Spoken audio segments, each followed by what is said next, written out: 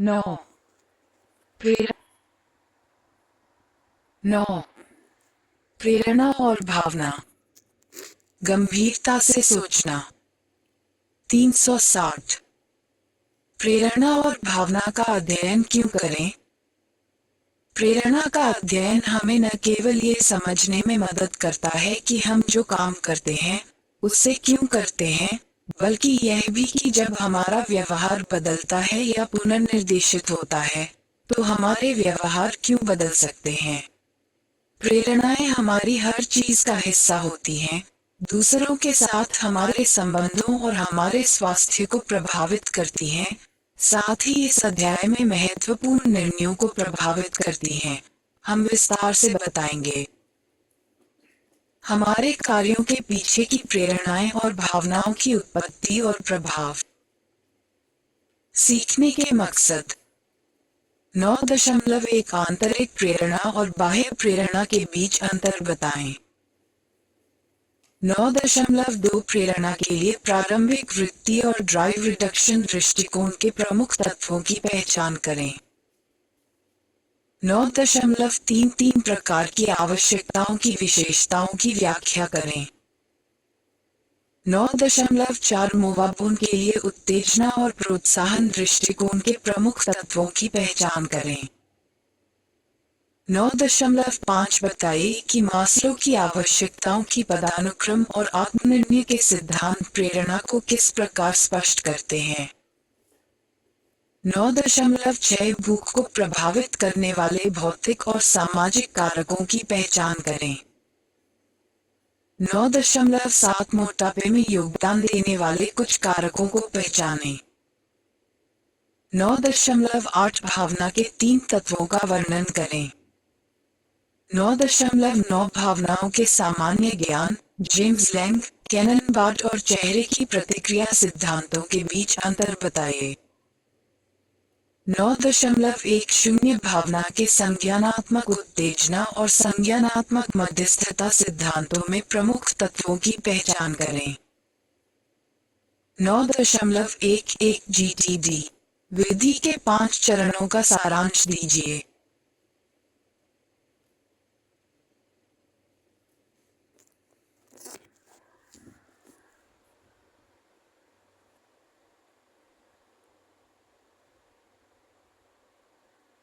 प्रेरणा को समझने के दृष्टिकोण। कुछ लोग बैठकर जीवन को अपने पास से गुजरते हुए देखने में संतुष्ट रहते हैं, जबकि अन्य लोगों को जीवन से कहीं अधिक की आवश्यकता होती है। कुछ लोग महान कार्य करना चाहते हैं, जबकि अन्य लोग अधिक साधारण जीवन से खुश हैं। लोगों को वे कार्य करने के लिए क्या प्रेरित करता है जो वे करते हैं? प्रेरणा वास्तव में क्या है? प्रेरणा को परिभाषित करना। 9.1 आंतरिक प्रेरणा और बाह्य प्रेरणा के बीच अंतर करें। प्रेरणा वह प्रक्रिया है जिसके द्वारा गतिविधियों को शुरू किया जाता है, निर्देशित किया जाता है और जारी रखा जाता है ताकि शारीरिक या मनोवैज्ञानिक जरूरतें या इच्छाएं पूरी हों। पैट्री 1996। ये शब्द लैटिन शब्द मूवर से आया है, जिसका अर्थ है चलना। प्रेरणा वह है जो लोगों को उन चीजों को करने के लिए प्रेरित करती है जो वे करते हैं। उदाहरण के लिए, जब कोई व्यक्ति टेलीविजन के सामने आराम कर रहा होता है और उसे भूख लगने लगती है, तो भोजन की शारीरिक जरूरत के कारण व्यक्ति उठ सकता है, रसोई में जा सकता है और खाने के लिए कुछ खोज सकता है। भूख की शारीरिक जरूरत ने क्रिया उठना को प्रेरित किया, इसे निर्देशित किया, रसोई में जाना और खोज को बनाए रखा, खाने के लिए कुछ खोजना या तैयार करना। भूख केवल एक उदाहरण है। बेशक अकेलेपन के कारण कोई ट्रेन शुरू हो सकता है या ऐसी जगह जाना पड़ सकता है जहाँ लोग हों। जीवन में आगे बढ़ने की इच्छा कई लोगों को कॉलेज जाने के लिए प्रेरित करती है। सुबह बिस्तर से उठना किसी के सिर पर छत और काम पर जाने से पहले खाने की जरूरत से प्रेरित होता है। प्रेरणा के प्रेरणा के विभिन्न विभिन्न प्रकार हैं। प्रकार हैं। कभी कभी कभी लोग कभी किसी लोग अप्रिय किसी अप्रिय परिणाम से परिणाम से बचने के लिए किसी प्रकार के बाहरी पुरस्कार के कारण कुछ करने के लिए प्रेरित होते हैं। जैसे कि जब कोई व्यक्ति पैसे कमाने और घर या कार जैसी संपत्ति खोने से बचने के लिए नौकरी पर जाता है। बाह्य प्रेरणा में एक व्यक्ति कोई कार्य करता है क्योंकि यह उस व्यक्ति से अलग परिणाम की ओर ले जाता है। लेमोस और वेरेसिमो 2014। रयान और डेज़ी 2000। अन्य उदाहरण होंगे रिपोर्ट कार्ड पर प्राप्त प्रत्येक एक के लिए एक बच्चे को पैसे देना, बेहतर प्रदर्शन के लिए एक कर्मचारी को बोनस देना या अच्छी सेवा के लिए एक रेस्तरां में एक सर्वर को टिप देना। बच्चा, कर्मचारी और सर्वर बाहरी या बाहरी पुरस्कारों के लिए काम करने के लिए प्रेरित होते हैं। इसके विपरीत आंतरिक प्रेरणा प्रेरणा का प्रकार है जिसमें एक व्यक्ति कोई कार्य करता है क्योंकि वह कार्य अपने आप में मजेदार, पुरस्कृत, चुनौतीपूर्ण या किसी आंतरिक तरीके से संतोषजनक है। परिणाम और प्रयास का स्तर दोनों अलग अलग हो सकते हैं। प्रेरणा वह प्रक्रिया जिसके द्वारा कला को शुरू किया जाता है, निर्देशित किया जाता है और जारी रखा जाता है। वह शारीरिक या मनोवैज्ञानिक जरूरतें या इच्छाएं पूरी होती हैं। बाहरी प्रेरणा का वह प्रकार जिसमें कोई व्यक्ति कोई कार्य इसलिए करता है क्योंकि इससे उस बाहरी भावना की प्राप्ति होती है जो उस व्यक्ति से अलग या बाहरी होती है। मूलभूत प्रेरणा का वह प्रकार जिसमें व्यक्ति कोई कार्य इसलिए करता है क्योंकि वह कार्य स्वयं में किसी आंतरिक रूप से पुरस्कृत या संतोषजनक होता है। 361।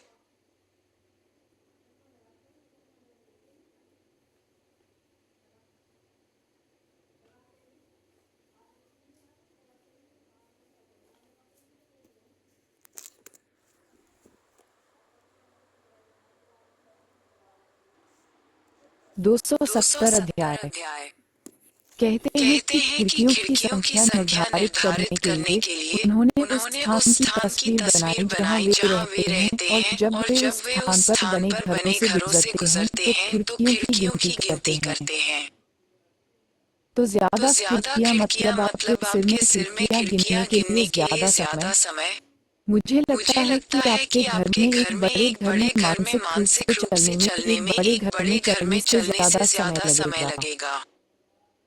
शोधकर्ताओं का भी यही मानना है। उन्होंने पाया है कि एक बड़ी मानसिक इकाई को देखने में अधिक समय लगता है और यह एक छोटी अधिक सघन इकाई की तुलना में अधिक दूरी तय करती है। कोसलिन et al.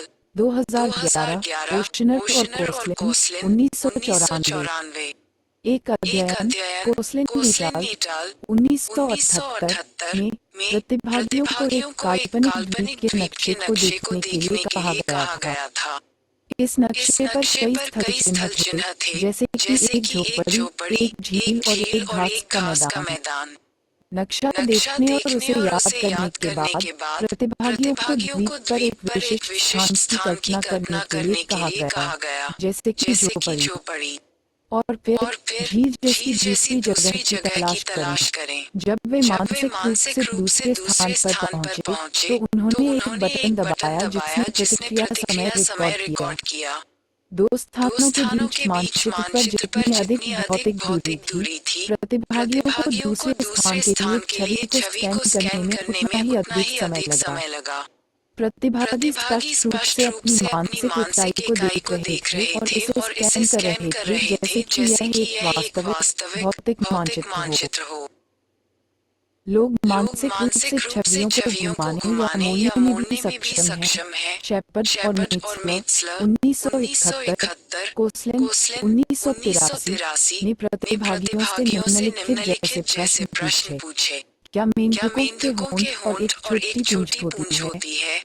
उन्होंने पाया कि अधिकांश प्रतिभागियों ने एक ड्रॉप की कल्पना की जो कि फेव बिना होंठ से शुरू होती है, फिर मानसिक रूप से छवि को घुमाते हैं ताकि यह उनसे दूर हो, और फिर छोटी पूंछ को देखने के लिए जूम इन करें। हाँ, यह वहाँ है। मानसिक घुमाव पर शोध का एक बहुत ही महत्वपूर्ण पहलू ये है कि हम अपने दिमाग में मानसिक छवियों को उसी तरह से जोड़ते हैं जैसे हम भौतिक वस्तुओं के साथ जुड़ते हैं या उनसे बातचीत करते हैं। जब हम अपने दिमाग में किसी वस्तु को घुमाते हैं या अन्य तरीकों से मानसिक छवियों के साथ बातचीत करते हैं या उन्हें आकार देते हैं, तो ये तुरंत नहीं होता है, इसमें समय लगता है। ठीक वैसे ही जैसे अगर हम अपने हाथों से किसी भौतिक वस्तु को घुमा रहे होते। ये देखने के लिए कि आप छवियों को मानसिक रूप से कितनी अच्छी तरह से घुमा सकते हैं, मानसिक प्रतिधारण प्रयोग का प्रयास करें। मस्तिष्क में मानसिक छवि बनाना वास्तविक छवि को देखने के लगभग विपरीत है। वास्तविक छवि के साथ जानकारी आंखों से उसी सीक्रेटर लोब के दृश्य प्रांतस्था में जाती है और प्रांतस्था के अन्य क्षेत्रों द्वारा संसाधित या व्याख्या की जाती है, जो मानसिक छवि बनाने में नई जानकारी की तुलना पहले से ही स्मृति में मौजूद जानकारी से करते हैं। संग्रहित ज्ञान से जुड़े प्रांतस्था के हथियार दृश्य प्रांतस्था को जानकारी भेजते हैं, जहाँ छवि को मन की आंख में देखा जाता है। कोसलिन एट 1993, स्पैरिंग एट 2002, पीटी स्कैन छवि बनाने की प्रक्रिया के दौरान दृश्य प्रांतस्था के सक्रिय होने वाले क्षेत्रों को दिखाता है, जो मानसिक कल्पना में दृश्य प्रांतस्था की भूमिका के लिए सबूत प्रदान करता है। किन्सलिन एट 1993, 1999, 2001। कार्यात्मक चुंबकीय अनुनाद इमेजरी (IMRI) के उपयोग के माध्यम से शोधकर्ता दृश्य धारणा से जुड़े वास्तविक कार्यों की तुलना में दृश्य मानसिक कल्पना कार्यों के दौरान सक्रिय मस्तिष्क क्षेत्रों में होने वाले ओवरलैप को देख पाए हैं। Guns at 2004। दोनों प्रकार के कार्यों के दौरान ललाट प्रांतस्था, संज्ञानात्मक नियंत्रण, टेम्पोरल लोब, स्मृति, पार्श्विका लोब, ध्यान और स्थानिक स्मृति, और पश्चकपाल लोब, विचलित प्रसंस्करण में गतिविधि मौजूद थी। हालांकि इन क्षेत्रों में गतिविधि की मात्रा दो प्रकार के कार्यों के बीच भिन्न थी। उदाहरण के लिए दृश्य प्रांतस्था में गतिविधि कल्पना की तुलना में धारणा के दौरान अधिक मजबूत थी। ये सुझाव देते हुए कि संवेदी इनपुट इस क्षेत्र को स्मृति इनपुट की तुलना में अधिक मजबूती से सक्रिय करता है। और कुल मिलाकर एक महत्वपूर्ण खोज ये है कि बस इतना है कि दृश्य कल्पना और दृश्य बोध की प्रक्रियाओं के बीच समानता है, लेकिन यह एक पूर्ण ओवरलैप है। और जैसा कि लेखक बताते हैं, अधिक ओवरलैप टेम्पोरल एनालिसिस क्षेत्रों, स्मृति और दृष्टि कार्य में नहीं था, जिसे कार्यों की दृश्य प्रकृति को देखते हुए ओवरलैप के सबसे संभावित क्षेत्र माना जा सकता है। Garrison eight 2004।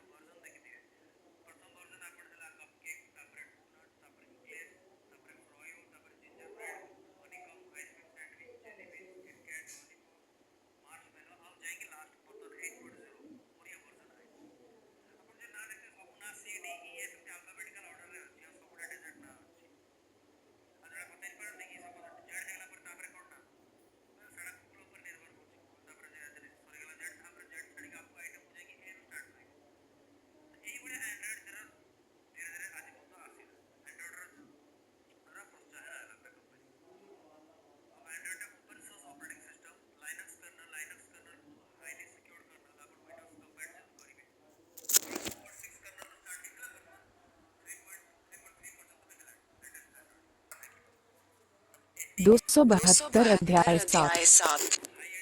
उदाहरण के लिए फलों के साथ अनुभवों में अलग अलग प्रोटोटाइप होंगे जो अवधारणाओं के सबसे बुनियादी उदाहरण हैं। उष्णकटिबंधीय क्षेत्र में रहने वाले लोगों के बारे में क्या फलों के प्रोटोटाइप अलग अलग होंगे और क्या अन्य संस्कृतियों में लोगों के प्रोटोटाइप अलग अलग होंगे? अधिक संभावना है कि प्रोटोटाइप उस श्रेणी में वस्तुओं के संपर्क के अनुसार विकसित होते हैं। इसलिए कोई व्यक्ति जो ऐसे क्षेत्र में बड़ा हुआ है जहाँ कई नारियल के पेड़ हैं, वह नारियल को सेब की तुलना में अधिक प्रोटोटाइप के रूप में सोच सकता है, जबकि उत्तर पश्चिमी संयुक्त राज्य में बड़ा होने वाला व्यक्ति सेब को एक प्रोटोटाइप फल के रूप में देखेगा। एचिसन 1992। संस्कृति भी प्रोटोटाइप के निर्माण में मायने रखती है। विभिन्न संस्कृतियों में अवधारणा प्रोटोटाइप पर किए गए शोध में पाया गया कि ताइवान और अमेरिका जैसी असमान संस्कृतियों के बीच प्रोटोटाइप में अधिक अंतर और विविधताएं थीं। उन संस्कृतियों के बीच की तुलना में जो अधिक समान थीं, जैसे कि फ्लोरिडा में रहने वाले हिस्पैनिक अमेरिकी और गैर हिस्पैनिक अमेरिकी। लिन एट अल. 1990। लिन और श्वानेनबर्ग 1995। प्रोटोटाइप सोच को कैसे प्रभावित करते हैं? लोग किसी अवधारणा के संभावित उदाहरणों को देखते हैं और उन्हें प्रोटोटाइप से तुलना करके देखते हैं कि वे कितने मेल खाते हैं। यही कारण है कि ज्यादातर लोगों को जैतून और टमाटर को फल के रूप में सोचने में ज्यादा समय लगता है, क्योंकि वे मीठे नहीं होते हैं, जो कि फलों के प्रोटोटाइप की एक प्रमुख विशेषता है। रोश और मर्विस 1975। हम अपने दैनिक जीवन में वस्तुओं की पहचान करने के लिए अवधारणाओं, प्रोटोटाइप और मानसिक छवियों सहित संज्ञानात्मक प्रक्रियाओं के संयोजन का उपयोग करते हैं। चाहे कोई भी प्रकार हो, अवधारणाएं उन तरीकों में से एक हैं जिनसे लोग उन सभी सूचनाओं से निपटते हैं जो हर दिन उनकी इंद्रियों पर बमबारी करती हैं, जिससे उन्हें अपने आसपास की दुनिया की अपनी धारणाओं को व्यवस्थित करने की अनुमति मिलती है। ये संगठन स्कीमा का रूप ले सकता है। वस्तुओं, स्थानों, घटनाओं और लोगों के बारे में मानसिक सामान्यीकरण। उदाहरण के लिए लाइब्रेरी के लिए किसी की स्कीमा में निस्संदेह किताबें और बुकशेल्फ शामिल होंगे, या स्क्रिप्ट एक प्रकार की स्कीमा जिसमें गतिविधियों का एक परिचित क्रम शामिल होता है। उदाहरण के लिए एक फिल्म देखने जाना, में वहाँ यात्रा करना, टिकट प्राप्त करना, नाश्ता खरीदना, सही थिएटर ढूंढना आदि शामिल होगा। अवधारणाएं न केवल लोगों को सोचने में मदद करती हैं, बल्कि वे समस्या समाधान में एक महत्वपूर्ण उपकरण भी हैं। एक प्रकार की सोच जिसमें लोग हर दिन और कई तरह से शामिल होते हैं। अलग अलग स्थितियाँ, समस्या समाधान और निर्णय लेने की रणनीतियाँ। 7.3 कुछ तरीकों की पहचान करें जिनका उपयोग लोग समस्याओं को हल करने और निर्णय लेने के लिए करते हैं। समस्या को सुलझाना। अनुभूति की वह प्रक्रिया जो तब घटित होती है जब किसी लक्ष्य तक निश्चित तरीकों से विचार और व्यवहार करके पहुंचा जाना आवश्यक होता है। समस्या समाधान निश्चित रूप से किसी भी कॉलेज के छात्र के जीवन का एक बड़ा हिस्सा है। क्या किसी समस्या को हल करने का कोई एक सर्वोत्तम तरीका है? निर्णय लेना। अनुभूति की प्रक्रिया जिसमें कई विकल्पों में से पहचान करना, मूल्यांकन करना और चुनना शामिल है। आगे बढ़ते समय इस पर विचार करें और निम्नलिखित को हल करें। एक बोतल में सिक्का डालें और फिर उसके मुंह पर कॉर्क लगा दें। आप कॉर्क या ढक्कन हटाए बिना बोतल से सिक्का कैसे निकाल सकते हैं?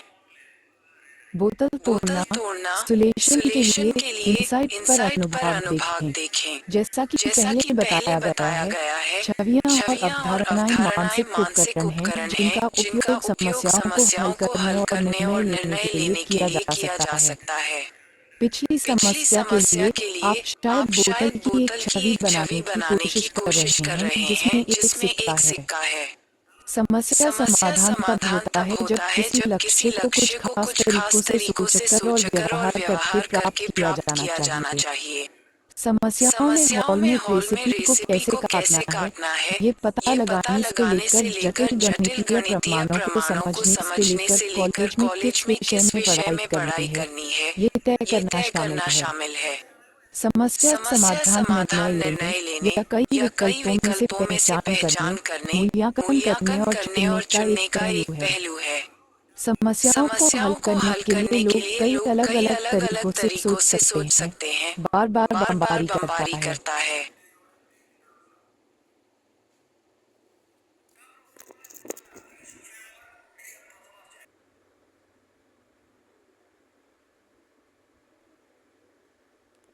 अनुभूति, सोच, बुद्धि और भाषा 273।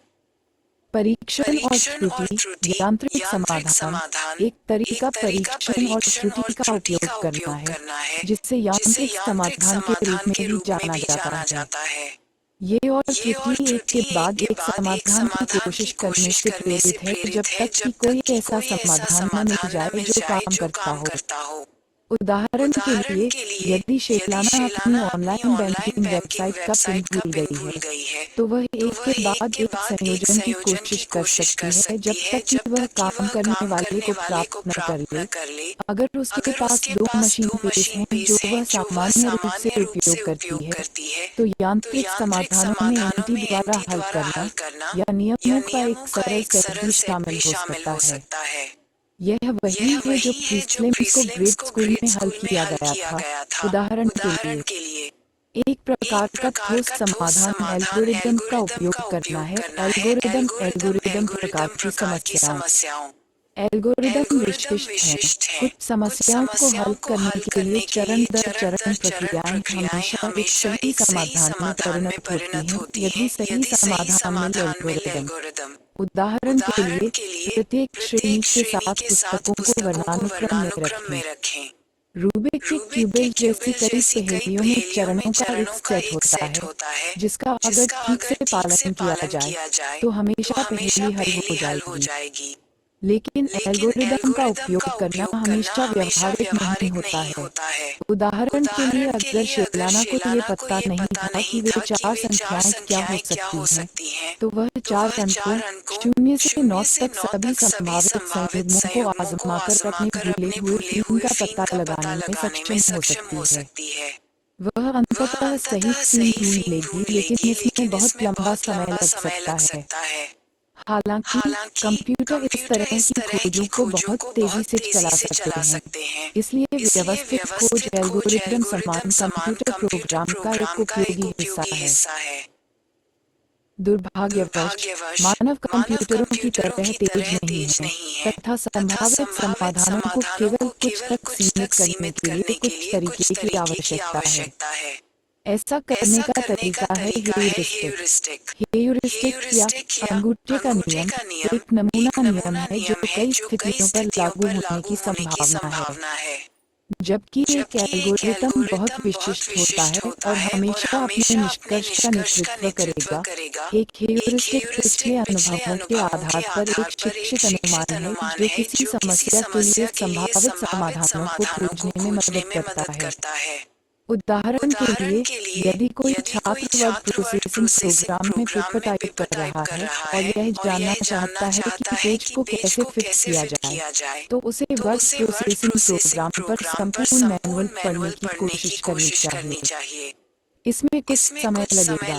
इसके बजाय छात्र इंटरनेट सर्च इंजन का उपयोग कर सकता है या हर फीचर के सर्च प्रोग्राम में फॉर्मेट टाइप कर सकता है। कोई भी कार्य करने से छात्र को उत्तर पाने के लिए देखने वाली जानकारी की मात्रा बहुत कम हो जाती है। हेल्प वॉच का उपयोग करना उच्च टूलबार वर्ड पर क्लिक करना है जो 5 समूह समस्याओं को भी हल करेगा। प्रतिनिधित्वात्मक अनुमान एक सामान्य नियम है जो एज केस काम करता है, जैसे एल्गोरिदम करते हैं।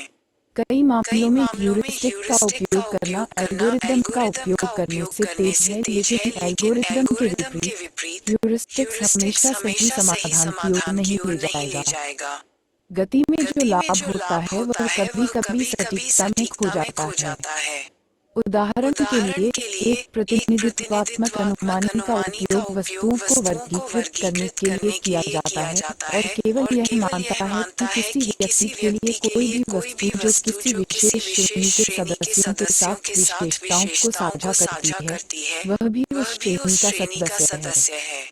पौधों को वर्गीकृत करने के लिए यह एक उपयोगी उपकरण है, लेकिन लोगों पर लागू होने पर यह काम नहीं करता है। आधार दरों को प्रज्वलित करने के कारण होने वाली त्रुटियों को दर्शाने वाला प्रतिनिधित्वात्मक अनुमानी किसी दिए गए घटना की वास्तविक संभावना। क्या काली त्वचा वाले सभी लोग अफ्रीका से हैं? क्या लाल बालों वाले सभी लोग गुस्से वाले भी होते हैं? क्या सभी नीली आंखों वाले गोरे स्वीडन से हैं? प्रतिनिधित्व अनुमानी का दुरुपयोग किया जा सकता है या इसका दुरुपयोग किया जा सकता है रूढ़िवादिता को बनाने और बनाए रखने के लिए। कहनमैन और ट्वेर्स्की 1973। कहानी सुन 19,821। उपलब्धता अनुमान में एक और अनुमान जिसके अवांछित परिणाम हो सकते हैं वह है उपलब्धता अनुमानी, जो किसी घटना की आवृत्ति या संभावना के हमारे अनुमान पर आधारित होता है कि स्मृति से प्रासंगिक जानकारी को याद करना कितना आसान है या इसे खाने के तरीके पर निर्भर करना कितना आसान है। ट्वेर्स्की और कहनमैन 1973। कल्पना कीजिए, एक उदाहरण के लिए, कि जब आप इस पूरी पुस्तक को पढ़ चुके हैं तो यह अनुमान लगा सकता है कि पुस्तक में कितने शब्द के अक्षर से शुरू होते हैं और कितने में का अक्षर शब्द का तीसरा अक्षर है। आपको लगता है कि कौन सा स्थान अधिक बार आता है? अंतिम स्थान तीसरा अक्षर है। आपको क्या लगता है कि अधिक लगातार प्लेसमेंट और कम लगातार प्लेसमेंट का अनुपात क्या है? टियल और एटर, मैकेनिकल सोलोनन। प्रोक्लेनी स्विंग मार्केट जिसमें इस कीस्टोन मिलने तक एक और इंचिन के बाद प्लेस्टन। एल्गोरिदम कुछ प्रकार के पी का पूर्वानुमान लगाने से पहले चरण दर चरण देखभाल करते हैं। अनुमानी एक शिक्षित मसूरों एक्सपीरियंसेस की मदद करता है नीचे नए संभव समाधान एक समस्या भी जानता है के रूप में एक नियम के घर प्रतिनिधित्व ह्यूमैटिक। मान लीजिए कि किसी विशेष श्रेणी के सदस्यों के साथ विशेषताओं को साझा करने वाली कोई भी वस्तु उस श्रेणी का सदस्य है। उपलब्धता का श्रेय किसी घटना की आवृत्ति या अवधि का अनुमान लगाना इस बात पर निर्भर करता है कि यह किस प्रकार घटित होती है तथा हमारे लिए अलग-अलग उदाहरणों के बारे में सोचना कितना आसान है।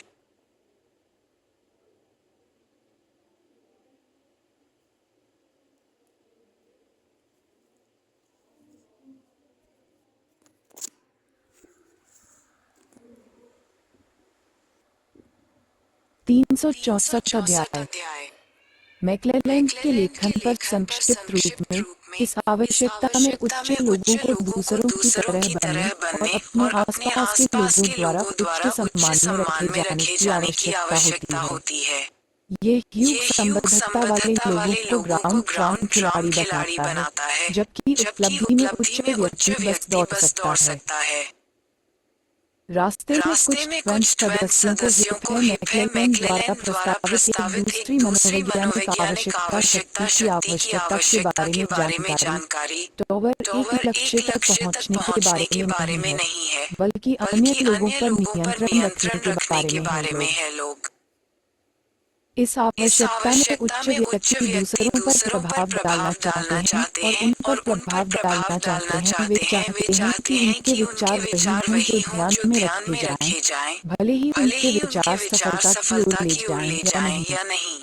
स्थिति महल के घरों और घरों में रहते हैं जो उच्च प्रतिष्ठा वाले हैं वे ड्राइव अचीवर महत्वपूर्ण है। इसलिए ये फैंसी कैन और हो सकता है कि वे लोग जो सबसे महंगे कपड़े पहनते हैं में भोजन न करें। जब किसी को उपलब्धि को मान्य करने के लिए बहुत सारे पैसे की आवश्यकता होती है तो जो व्यक्ति सत्ता की आवश्यकता में उच्च होता है वह आमतौर पर धन और कार, घर, आभूषण और अन्य खिलौनों को उपलब्धि के रूप में देखता है जिसके पास सबसे अधिक बुद्धि होती है।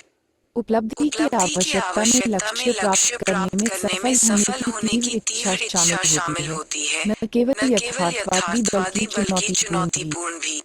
जो लोग नच में उच्च होते हैं वे ऐसे करियर और शौक की तलाश करते हैं जो दूसरों को उनका मूल्यांकन करने की अनुमति देते हैं क्योंकि इन उच्च उपलब्धि प्राप्त करने वालों को लक्ष्य तक पहुंचने की उपलब्धि के अलावा अपने प्रदर्शन के बारे में प्रतिक्रिया की भी आवश्यकता होती है। हालांकि इनमें से बहुत से लोग अमीर, प्रसिद्ध और सार्वजनिक रूप से सफल हो जाते हैं, लेकिन अन्य लोग अपनी जरूरतों को ऐसे तरीकों से पूरा करते हैं जो उन्हें केवल व्यक्तिगत सफलता की ओर ले जाते हैं, भौतिक धन दौलत की ओर नहीं, वे बस चुनौती चाहते हैं।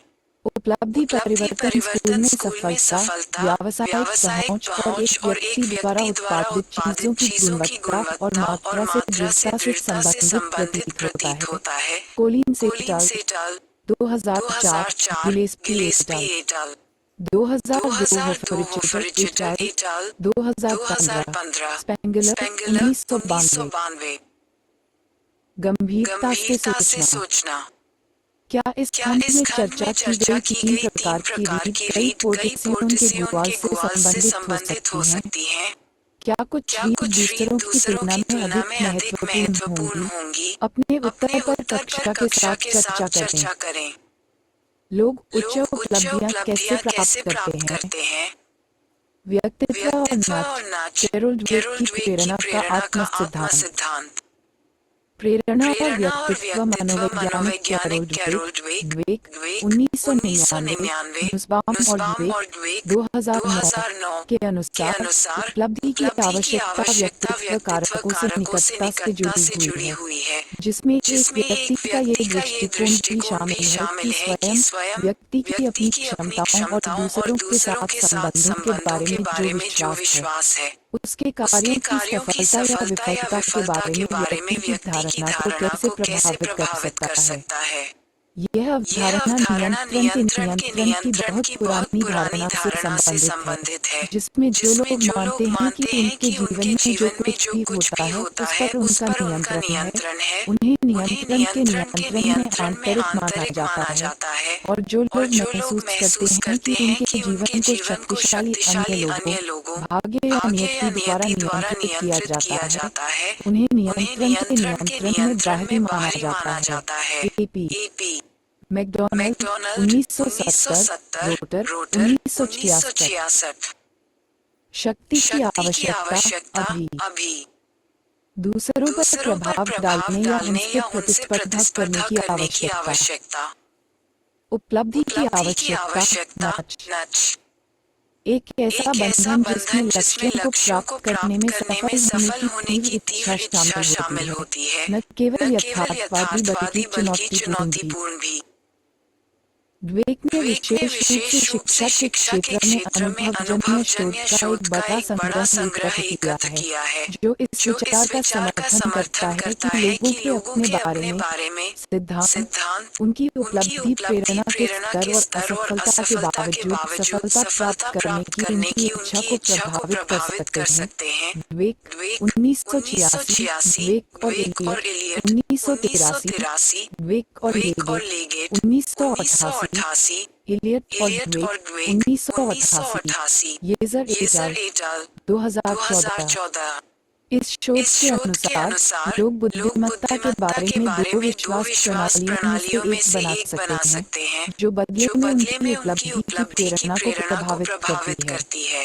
जो लोग मानते हैं कि बुद्धिमत्ता स्थिर और अपरिवर्तनीय है, वे अक्सर कठिनाई का सामना करने पर नियंत्रण का एक बाहरी स्थान प्रदर्शित करते हैं, जिससे वे आसानी से हार मान लेते हैं या ऐसी स्थितियों से बचते हैं जिनमें वे असफल हो सकते हैं। अक्सर इस प्रक्रिया में अपनी विफलता सुनिश्चित करते हैं। ड्वेक और मोल्डन 2008।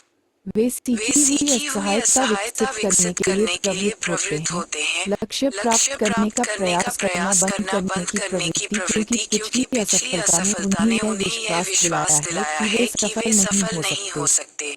उनके लक्ष्यों में स्मार्ट दिखने और बेहतर प्रदर्शन करने की कोशिश करना शामिल है।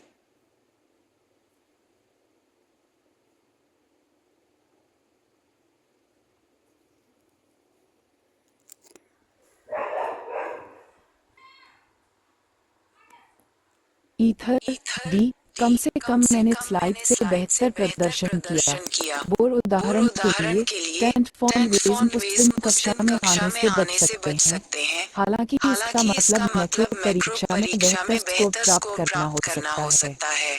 इसका मतलब यह नहीं है कि गेवे वाले छात्र हमेशा अनपेक्षित होते हैं। वास्तव में डेरेक की पहुंच 1990, जिनके पास सफलताओं का एक लंबा इतिहास रहा है, वे एक बड़ी विफलता के बाद असहायता विकसित करने के लिए सबसे अधिक इच्छुक हो सकते हैं। ठीक इसलिए क्योंकि उनके पिछले उदाहरणों ने उन्हें अपनी निश्चित बुद्धि में विश्वास दिलाया है। उदाहरण के लिए एक बच्चा जिसने स्कूल में कभी भी ऐसे कम कुछ नहीं किया था, जब उसे अपनी सूची सी मिलती है तो वह निराश हो सकता है और कोई और होमवर्क करने से मना कर देते हैं, जिससे भविष्य में असफलता सुनिश्चित होती है। दूसरे प्रकार के व्यक्ति का मानना है कि बुद्धिमत्ता परिवर्तनशील है और इसे अनुभवों और प्रयासों द्वारा छोटे छोटे बदलावों या वृद्धि के रूप में आकार दिया जा सकता है।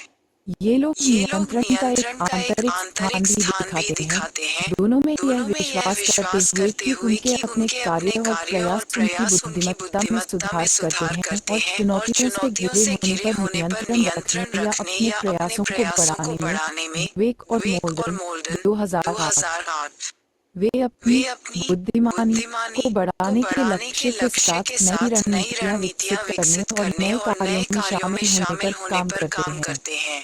वे प्रेरित होकर कार्यों में महारत हासिल करते हैं और असफलता को अपने आप में या अपने आत्मविश्वास को नष्ट करने की अनुमति नहीं देते हैं।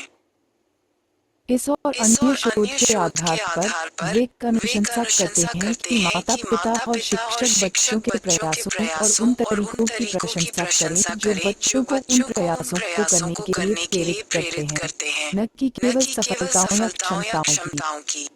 ये कहने के बजाय कि आप सही हैं, आप कितने स्मार्ट हैं, माता पिता या शिक्षक को कुछ ऐसा कहना चाहिए जैसे कि आप वास्तव में कठिन सोच रहे हैं, या यह इस समस्या के बारे में सोचने का एक बहुत ही चतुर तरीका था। अतीत में शिक्षकों और अभिभावकों को बताया गया है कि प्रशंसा अच्छी है और विरोध बुरा है, यह एक बच्चे के आत्मसम्मान को नुकसान पहुंचा सकता है। विवेक का मानना है कि रचनात्मक आलोचना जब प्रयास की प्रशंसा और रणनीतियों के उपयोग के साथ जुड़ी होती है, तो ये बच्चे के आत्मसम्मान और खुद को चुनौती देने की इच्छा पर। उत्तेजना और प्रोत्साहन दृष्टिकोण 9.4 प्रेरणा के लिए उत्तेजना और प्रोत्साहन दृष्टिकोण के प्रमुख तत्वों की पहचान करें। मानव प्रेरणा के लिए एक और व्याख्या में एक और प्रकार की आवश्यकता की पहचान शामिल है, उत्तेजना की आवश्यकता। एक उत्तेजक प्रेरणा वह होती है जो बिना सीखे ही दिखाई देती है, लेकिन उत्तेजना में वृद्धि का कारण बनती है। उदाहरण जिज्ञासा, खेलना और अन्वेषण होंगे। दूसरी ओर कभी कभी काम करने के हमारे उद्देश्यों में पुरस्कार या प्रोत्साहन शामिल होते हैं जो हमें कार्य करने पर मिलते हैं, जैसे कि जब हम भूखे नहीं होते हैं तब भी खाना क्योंकि इसका स्वाद बहुत अच्छा होता है। सीखा हुआ व्यवहार का एक उदाहरण। उत्तेजना सिद्धांत उत्तेजना सिद्धांत में लोगों को तनाव का एक इष्टतम, सबसे अच्छा या आदर्श स्तर कहा जाता है।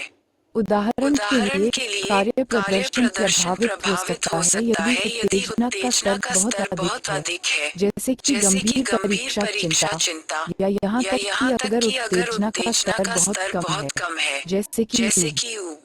कई प्रकार के कार्यों के लिए उत्तेजना का एक मध्यम स्तर सबसे अच्छा लगता है। कार्य प्रदर्शन और उत्तेजना के बीच इस संबंध को यूकेस डोडसन कानून टीगेन 1994, यूकेस और डोडसन 1908 द्वारा समझाया गया है। हालांकि यूकेस और डोडसन ने उत्तेजना की तीव्रता का उल्लेख करते हुए कानून तैयार किया, न कि उत्तेजना के स्तर का। विंटनर 1987।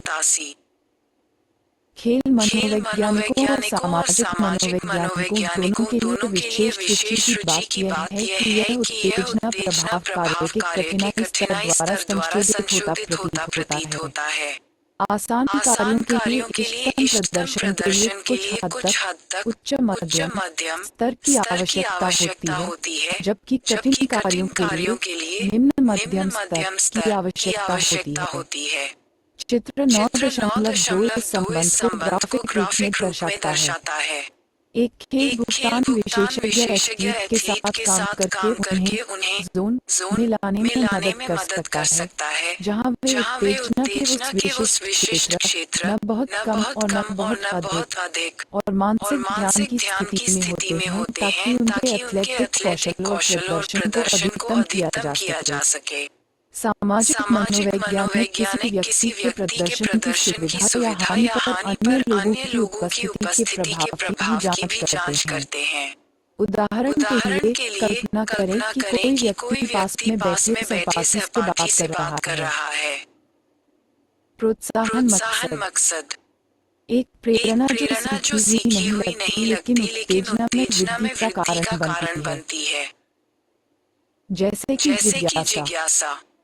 उत्तेजना सिद्धांत प्रेरणा का सिद्धांत जिसमें लोगों के पास तनाव का एक इष्टतम, सबसे अच्छा या आदर्श स्तर होता है जिसे वे बढ़ाकर या घटाकर बनाए रखना चाहते हैं।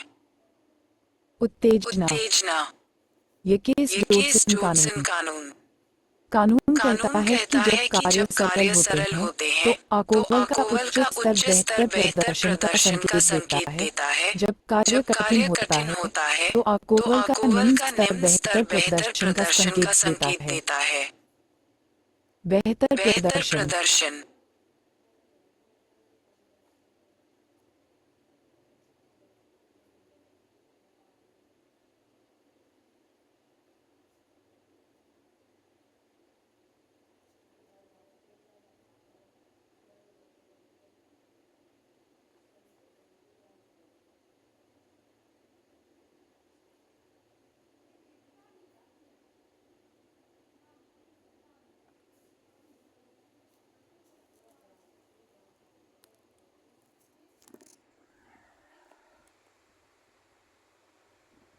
तीन सौ छियासठ अध्याय 150 उत्तेजना स्तर चित्र 8.2 उत्तेजना और प्रदर्शन उत्तेजित करने वाले और डाउट उत्तेजना के इष्टतम स्तर को बनाए रखने में तनाव को कम करना या इसे बनाना शामिल हो सकता है। हिबब 1955 उदाहरण के लिए पति या पत्नी जो कम उत्तेजित होते हैं वे अपने जीवन साथी से झगड़ा कर सकते हैं। जो छात्र परीक्षा की चिंता उत्तेजना का उच्च स्तर का अनुभव करते हैं वे अपने परीक्षा प्रदर्शन को बेहतर बनाने के लिए उस चिंता को कम करने के तरीके खोज सकते हैं। जो छात्र बिल्कुल भी चिंतित नहीं है वे अच्छी तरह से अध्ययन करने के लिए प्रेरित नहीं हो सकते हैं। इस प्रकार उनका परीक्षा प्रदर्शन कम हो जाता है। कई उत्तेजना सिद्धांतकारों का मानना है कि सामान्य परिस्थितियों में अधिकांश लोगों के लिए उत्तेजना का इष्टतम स्तर कहीं बीच में होता है, न तो बहुत अधिक और न ही बहुत कम। यदि लोगों को मध्य स्तर के आसपास उत्तेजना की तलाश करनी चाहिए, तो कुछ लोग बंजी जंपिंग जैसी चीजें क्यों पसंद करते हैं? हालांकि औसत व्यक्ति को आत्मविश्वास महसूस करने के लिए मध्यम स्तर की उत्तेजना की आवश्यकता हो सकती है। तंबू में कुछ लोग ऐसे होते हैं जिन्हें कम उत्तेजना की आवश्यकता होती है और कुछ ऐसे होते हैं जिन्हें अधिक की आवश्यकता होती है। जिसे अधिक उत्तेजना की आवश्यकता होती है उसे संवेदना साधक कहा जाता है। लॉरियोला एट अल. 2014 ज़िकमैन 1979-1994 संवेदना साधकों को अन्य लोगों की तुलना में अधिक जटिल और विविध संवेदी अनुभवों की आवश्यकता होती है। इस आवश्यकता में हमेशा खतरा शामिल नहीं होता है। उदाहरण के लिए, जो छात्र अध्ययन करने के लिए दूसरे देशों की यात्रा करते हैं, वे घर पर रहने वाले छात्रों की तुलना में संवेदना की तलाश के पैमाने पर अधिक अंक प्राप्त करते हैं। स्क्लूथ और मैककॉर्मैक 2000 संवेदना की तलाश स्वभाव से संबंधित हो सकती है। तालिका 9.1 में एक विशिष्ट संवेदना तलाश पैमाने से कुछ नमूना आइटम हैं। एक अध्ययन फुटसम और स्टिफ्टर 2002 में शोधकर्ताओं ने संवेदना तलाश के सबूत पाए। 2 वर्ष की आयु से भी बच्चों में व्यवहार। इस अध्ययन में 90 बच्चों का अध्ययन किया गया जिनकी आयु 12, 24 और 25 महीने थी। सबसे कम उम्र के प्रतिभागियों के परीक्षण में शिशुओं को खिलौनों के 2 सेट दिखाए गए, एक ब्लॉक, एक प्लेट और एक कप या एक चमकती रोशनी, एक खिलौना बीकर और एक विंड अप ड्रैगन। पहले सेट को कम तीव्रता वाला उत्तेजना माना गया, जबकि दूसरे सेट को कम तीव्रता वाला माना गया। उच्च तीव्रता उत्तेजना का लेबल लगाया गया, जो शिशु खिलौनों की ओर अधिक तेजी से बढ़ते हैं और विशेष रूप से उच्च तीव्रता वाले खिलौनों की ओर बढ़ते हैं, वे उच्च संवेदना चाहने वाले होते हैं। क्या लोगों में जन्म से ही सनसनीखेज खोजी प्रवृत्ति होती है? हालांकि यह सोचना आकर्षक है कि 6 महीने के बच्चों के पास ऐसे अनुभव बहुत कम होते हैं जो उनके व्यक्तित्व को आकार दे सकें, लेकिन सच्चाई ये है कि पहले 6 महीने में वे अपने व्यक्तित्व को आकार देने में सक्षम नहीं होते हैं। ऐसे कई अनुभव हैं जो भविष्य में बच्चों की पसंद को प्रभावित कर सकते हैं। उदाहरण के लिए, बहुत छोटा शिशु गोद में लिए जाने के दौरान किसी ऐसी जगह पर हाथ रख सकता है जो बच्चे को चोट पहुंचा सकता है। स्टेटस प्रशंसा के लिए पागल महंगा जज करते हैं। तालिका 9.1 ज़िकमैन कुलमैन व्यक्तित्व प्रश्नावली से नमूना आइटम। स्केल हैम एक आवेगी व्यक्ति, रोमांचक रूप से अप्रत्याशित हैं। उन शैतानों को पसंद करें जो आमतौर पर इस बारे में सोचें। स्रोत 2005 कोई ऐसा व्यक्ति जिसे रॉड की जरूरत है। औसत व्यक्ति की तुलना में बफ्टायर एक जटिल काम शुरू करता है। मैं इसे करने से पहले सावधानीपूर्वक योजना बनाता हूँ कि मैं क्या करने जा रहा हूँ। सनसनी ढूंढना, उच्च उच्च उच्च कम कम सनसनी साधक किसी दूसरे व्यक्ति से सीधे बात करना कई लोगों के लिए काफी आसान काम है और बिना किसी कठिनाई या त्रुटि के पूरा हो जाता है। हालांकि उसी व्यक्ति से खड़े होने, मुड़ने और छात्रों की पूरी कक्षा को संबोधित करने के लिए कहें और अचानक उसका उत्तेजना स्तर बढ़ जाता है। ऐसी ही स्थिति में कई व्यक्ति खुद को शब्दों को एक साथ रखने में असमर्थ पा सकते हैं ताकि सुसंगत वाक्य बन सके या शब्दों का सही उच्चारण कर सकें। संक्षेप में वे जीभ बंधे हो सकते हैं। ये सब इसलिए क्योंकि उनका उत्तेजना स्तर बहुत अधिक हो गया है।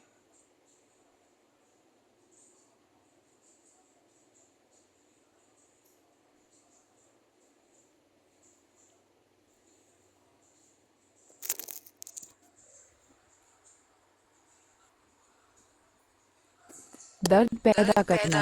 यह अनुभव भविष्य में उस बच्चे की इच्छा को प्रभावित कर सकता है कि वह ऑपरेटिव कॉशनिंग की सरल सीखने की प्रक्रिया के माध्यम से किसी और चीज में उसके हाथ में हो। लगभग 4 वर्षों तक चलने वाले एक अनुदैर्ध्य अध्ययन में शोधकर्ताओं ने पाया कि जो किशोर वीडियो गेम खेलते हैं जिसमें उच्च जोखिम लेने की संभावना सकारात्मक रूप से होती है, वे जोखिम भरे व्यवहार में शामिल होने की अधिक संभावना रखते हैं और उनके स्तर या सनसनी की तलाश करने के स्कोर में वृद्धि हुई है। हल एट अल 20,121 अन्य लोगों की उपस्थिति भी मायने रख सकती है। किशोर मुझे परेशान करने की प्रवृत्ति रखते हैं। अकेले की अपेक्षा साथियों के समूह में होने पर बेहतर निर्णय लेना एक ऐसी घटना है जो साथियों का दबाव।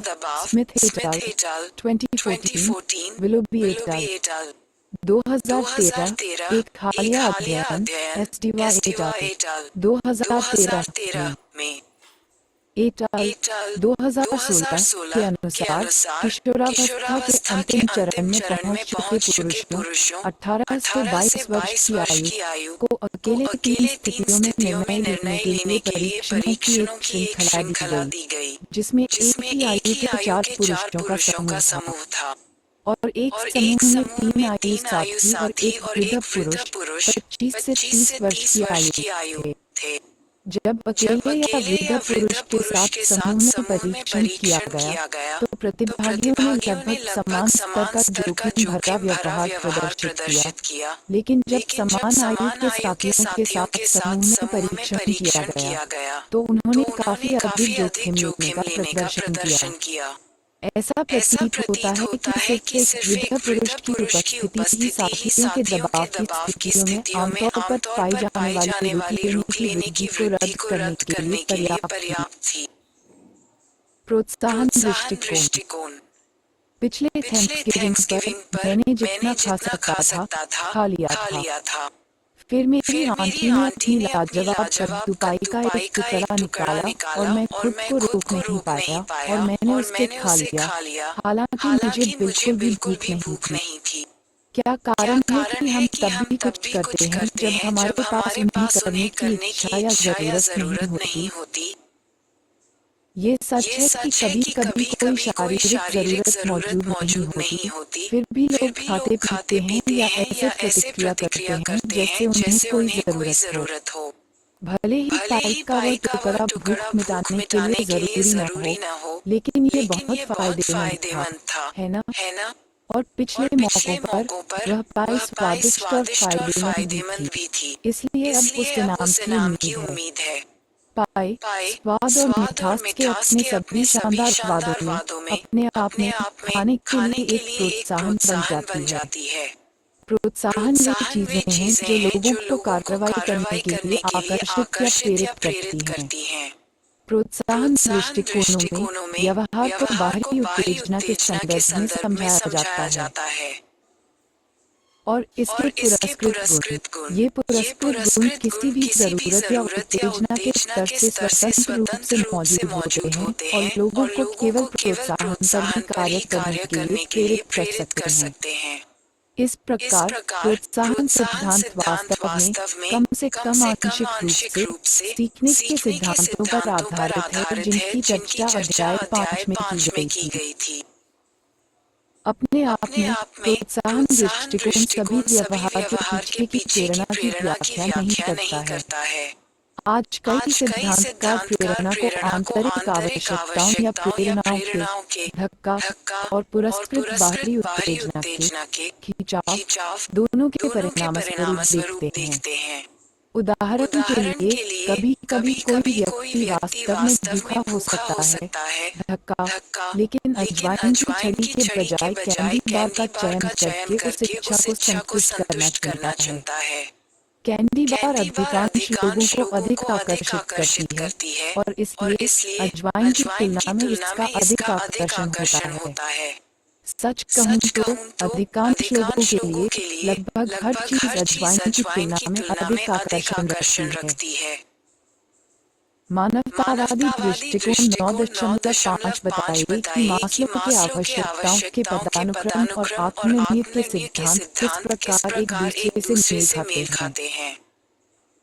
प्रेरणा की व्याख्या करें। प्रेरणा के अध्ययन के लिए कुछ अंतिम दृष्टिकोण प्रकृति में मानवतावादी हैं। क्लासिक मानवतावादी दृष्टिकोणों में से एक मास्लो का है। आत्मनिर्णय सिद्धांत द्वारा प्रस्तुत किया गया, जबकि एक अधिक आधुनिक दृष्टिकोण मास्लो की आवश्यकताओं के पदानुक्रम का प्रतिनिधित्व करता है। पहला मानवतावादी सिद्धांत मास्लो के काम पर आधारित है। अब्राहम मास्लो 1943-1987 द्वारा मास्लो ने अपनी आवश्यकताओं के पदानुक्रम में प्रस्तावित किया कि प्रोत्साहन राशि ऐसी चीजें जो लोगों को अपनी ओर आकर्षित करती हैं। कार्रवाई प्रोत्साहन दृष्टिकोण प्रेरणा के सिद्धांत जिसमें सोल को बाहरी उत्तेजना और उसके पुरस्कृत गुणों के प्रति प्रतिक्रिया के रूप में समझाया गया है।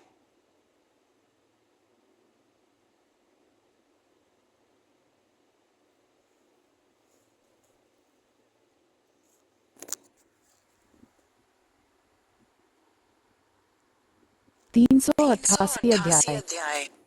जरूरतों के कई स्तर हैं जिन्हें एक व्यक्ति को व्यक्तित्व पूर्णता के उच्चतम स्तर को प्राप्त करने से पहले पूरा करने का प्रयास करना चाहिए। मास्लो के अनुसार आत्म साक्षात्कार वह बिंदु है जो शायद ही कभी देखा जाता है जिस पर लोगों ने निचली जरूरतों को पूरा कर लिया है और अपनी पूरी मानवीय क्षमता हासिल कर ली है। इन जरूरतों में मूलभूत कमी की जरूरतें जैसे कि भोजन या पानी की जरूरत और विकास की जरूरतें जैसे कि दोस्त बनाने की इच्छा या अच्छा महसूस करना मास्लो 1971, मास्लो और लोवेरी 1998 शामिल हैं। किसी व्यक्ति के लिए आत्म साक्षात्कार प्राप्त करने के लिए जो कि विकास की जरूरतों के उच्चतम स्तरों में से एक है, सबसे पहले प्राथमिक मौलिक जरूरतों को पूरा किया जाना चाहिए।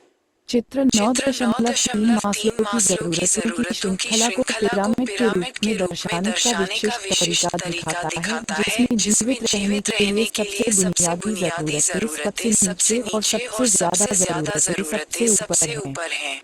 इस तरह की रैंकिंग को पदानुक्रम कहा जाता है। आत्म साक्षात्कार से ऊपर की एकमात्र जरूरत पारलौकिकता है, जो आध्यात्मिक खोज है। किसी की तात्कालिक पहचान, जिसे मास्लो ने अपने मूल पदानुक्रम युद्ध के कई साल बाद जोड़ा था। लोग जीवन में आगे बढ़ने के साथ साथ पिरामिड में ऊपर की ओर बढ़ते हैं, कई अलग अलग स्थितियों को संभालने के लिए ज्ञान और जीवन के ज्ञान को प्राप्त करते हैं। लेकिन जीवन की परिस्थितियों में बदलाव के परिणामस्वरूप कम जरूरत की ओर झुकाव हो सकता है। ऊपर और नीचे जाना और फिर वापस ऊपर आना अक्सर हो सकता है, यहाँ तक कि एक घंटे से दूसरे घंटे तक भी। किसी व्यक्ति के जीवन में वह समय जिसमें आत्म साक्षात्कार प्राप्त होता है, कम से कम अस्थायी रूप से उसे चरम अनुभव कहा जाता है। मास्लो के लिए विकास और आत्म साक्षात्कार की प्रक्रिया चरम अनुभव करने का प्रयास है। घटनाएं बार-बार होती हैं। क्या ये सिद्धांत सार्वभौमिक रूप से लागू होता है? पिरामिड का अध्ययन करें, फिर जब आप तैयार हों तो अपनी समझ की जांच करें पर क्लिक करें। मास्लो ने प्रस्तावित किया कि मनुष्य को आत्म साक्षात्कार व आत्म साक्षात्कार की उच्चतर आवश्यकताओं को पूरा करने से पहले अधिक बुनियादी आवश्यकताओं जैसे शारीरिक और सुरक्षा आवश्यकताओं को पूरा करना चाहिए। बेल्फ वास्तविकीकरण समाचार। मास्लो के अनुसार वह बिंदु जो शायद ही कभी पाया जाता है, जिस पर लोग पर्याप्त रूप से अपनी मानवीय आवश्यकताओं को पूरा कर सकते हैं और अपनी पूरी मानवीय क्षमता का उपयोग कर सकते हैं। आत्मा चरम अनुभव। चित्र 9.3 मास्लो की आवश्यकताओं का पदानुक्रम। पदानुक्रम। पेरेंट्स थे गोबर जो स्वयं जिला में टेम्पररीली अचीव्ड।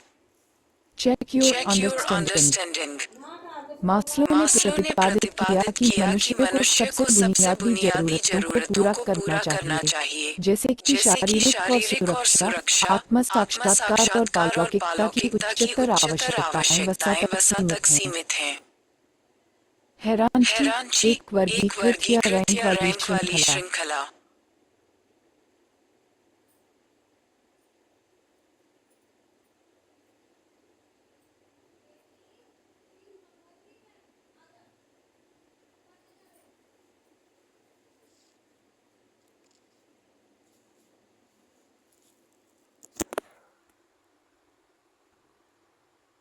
प्रेरणा और एन मेडो के सिद्धांत का प्रबंधन के क्षेत्र पर एक शक्तिशाली प्रभाव पड़ा है। ही 19,480 और इस प्रभाव के बावजूद एक उपयुक्त प्रबंधन रणनीति क्या हो सकती है, इसके नए विचारों और अवधारणाओं को जन्म दिया है।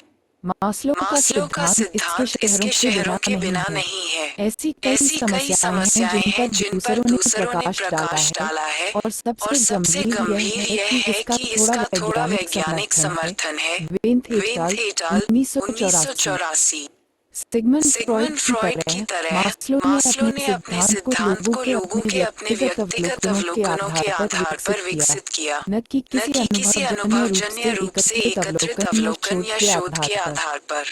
हालांकि कई लोग रिपोर्ट करते हैं कि जब वे भूखे थे तो वे भोजन के अलावा कुछ भी नहीं सोच सकते थे। कई लोगों के जीवन में वास्तविक सबूत हैं। उनमें से कुछ काफी प्रसिद्ध हैं कि उच्च आवश्यकता पर जाने से पहले निम्न आवश्यकताओं को संतुष्ट करने की आवश्यकता नहीं है। ड्रेंथ एट अल 1984। विक्रयीकरण की आवश्यकता।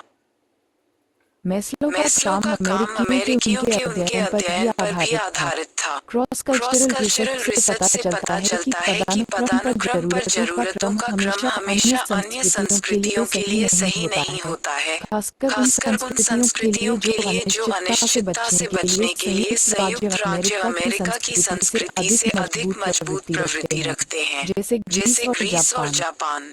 उन देशों में प्रेरणा निर्धारित करने में सुरक्षा की जरूरतें आत्म साक्षात्कार की जरूरतों से कहीं अधिक मजबूत होती हैं। होफस्टेड 1980। होफस्टेड एट अल 2002। इसका मतलब ये है कि उन संस्कृतियों में लोग नौकरी की संतुष्टि एक दिलचस्प या चुनौतीपूर्ण नौकरी करना की तुलना में नौकरी की सुरक्षा को अधिक महत्व देते हैं।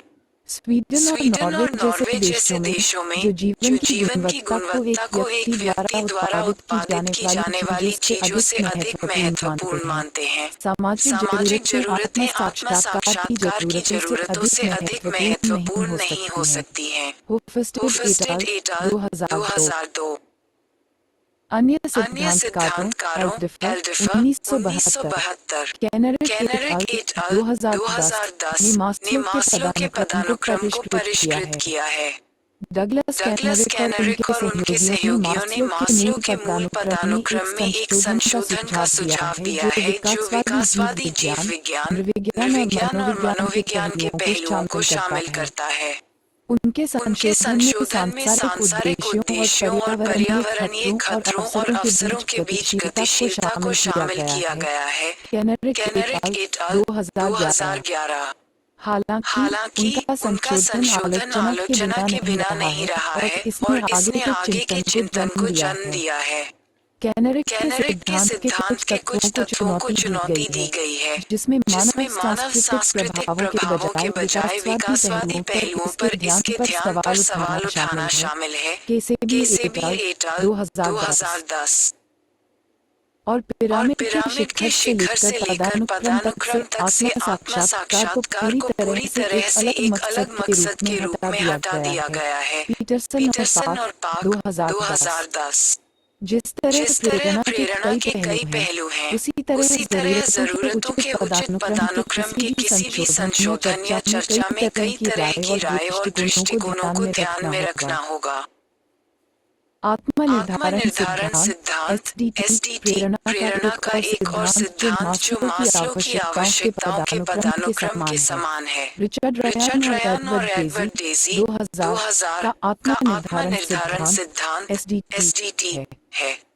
इस इस सिद्धांत में सिद्धांत में तीन तीन जन्मजात और जन्मजात और सार्वभौमिक सार्वभौमिक जरूरतें जरूरतें हैं हैं जो जो लोगों लोगों को को स्वयं और दूसरों के साथ संपूर्ण संपूर्ण स्वस्थ संबंधों की पूरी समझ हासिल करने में मदद करती हैं। तीन तीन जरूरतें हैं जरूरतें हैं स्वायत्तता स्वायत्तता या अपने या स्वयं अपने के स्वयं के व्यवहार और व्यवहार और लक्ष्यों पर लक्ष्यों पर नियंत्रण नियंत्रण रखने की रखने की आवश्यकता। आवश्यकता। ली ली आत्मनिर्णय आत्मनिर्णय संगति संगति या अपने या जीवन अपने के जीवन के चुनौतीपूर्ण चुनौतीपूर्ण कार्यों में महारत हासिल करने में सक्षम होने की आवश्यकता। और और संबंध संबंध या या दूसरों के दूसरों साथ के साथ संबंधों में अपनेपन, अंतरंगता और अंतरंगता और सुरक्षा की भावना महसूस महसूस करने की आवश्यकता।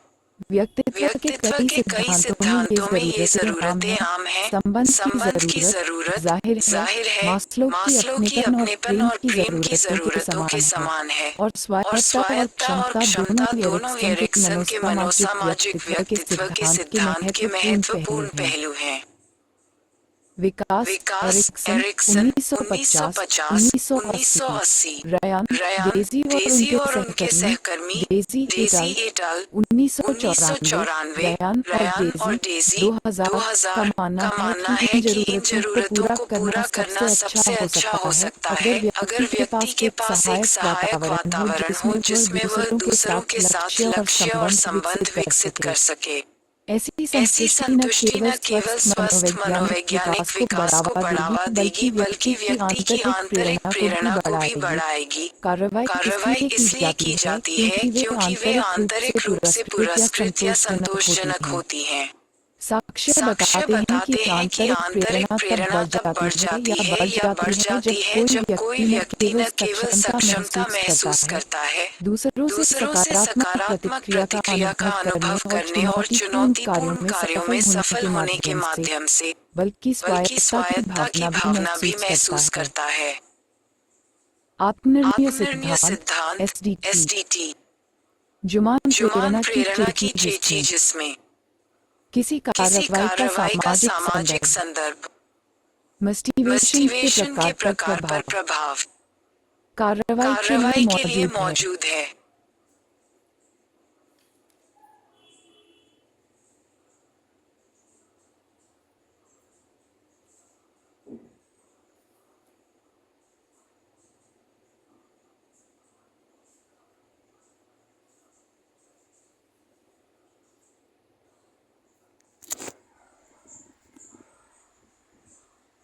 अध्याय 370 ये ज्ञान की उसके कार्य दूसरों द्वारा नियंत्रित होने के बजाय स्वयं निर्धारित हैं। Richard 1958 D Ryan 1985 इवारो 2015 Henko सेटाल 2015 Ryan एटाल 2012 सिल्वा एटाल 2014 पिछले शोध में पाया गया है कि जब किसी प्रदर्शन के लिए बाहरी पुरस्कार दिया जाता है तो आंतरिक प्रेरणा पर नकारात्मक प्रभाव पड़ता है। डेजी एटाल 1999 जबकि अन्य अध्ययनों में केवल उन कार्यों के लिए नकारात्मक प्रभाव पाया गया है जो अपने आप में दिलचस्प नहीं है। कैमरून एटाल 2001 जब कार्य स्वयं व्यक्ति के लिए दिलचस्प होता है जैसे कि कोई असाइनमेंट जिसे प्रशिक्षक या प्रबंधक ने इसके महत्व और भविष्य के मूल्य के संदर्भ में समझाया हो, बाहरी पुरस्कार आंतरिक प्रेरणा को बढ़ा सकते हैं कम से कम अल्पावधि में। वर्तमान शोध का बड़ा हिस्सा इस बात के विचार का समर्थन करता प्रतीत होता है। इवांस 2015 रिग्बी एटाल 2014 सिल्वा एटाल 2014 इस क्षेत्र के शोधकर्ता आंतरिक और बाहरी प्रेरणा में मस्तिष्क विशेष रूप से वेंट्रोमीडियल प्रीफ्रंटल कॉर्टेक्स की भूमिका की जांच करने के लिए fMRI जैसी तकनीकों का भी उपयोग कर रहे हैं। मास्टेन एटाल 2014 मुरायामा एटाल 2015 लेकिन क्या हम कभी-कभी दोनों तरह के उद्देश्यों से काम नहीं करते? तुम्हें कितना तुम्हें याद कितना है? याद है? अभ्यास अभ्यास प्रश्नोत्तरी। प्रश्नोत्तरी। पेश सबसे पेश अच्छा सबसे है। अध्ययन।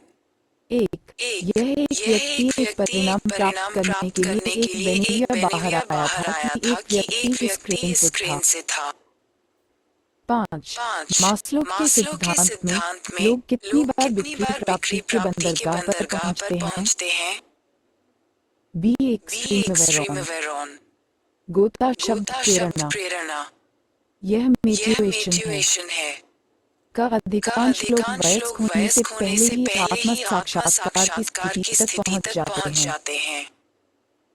2, 2, कौन सा कौन सा सैद्धांतिक सैद्धांतिक सिद्धांत मुख्य सिद्धांत रूप मुख्य से रूप से होम्योस्टेसिस की होम्योस्टेसिस की अवधारणा पर अवधारणा पर आधारित है? आधारित है?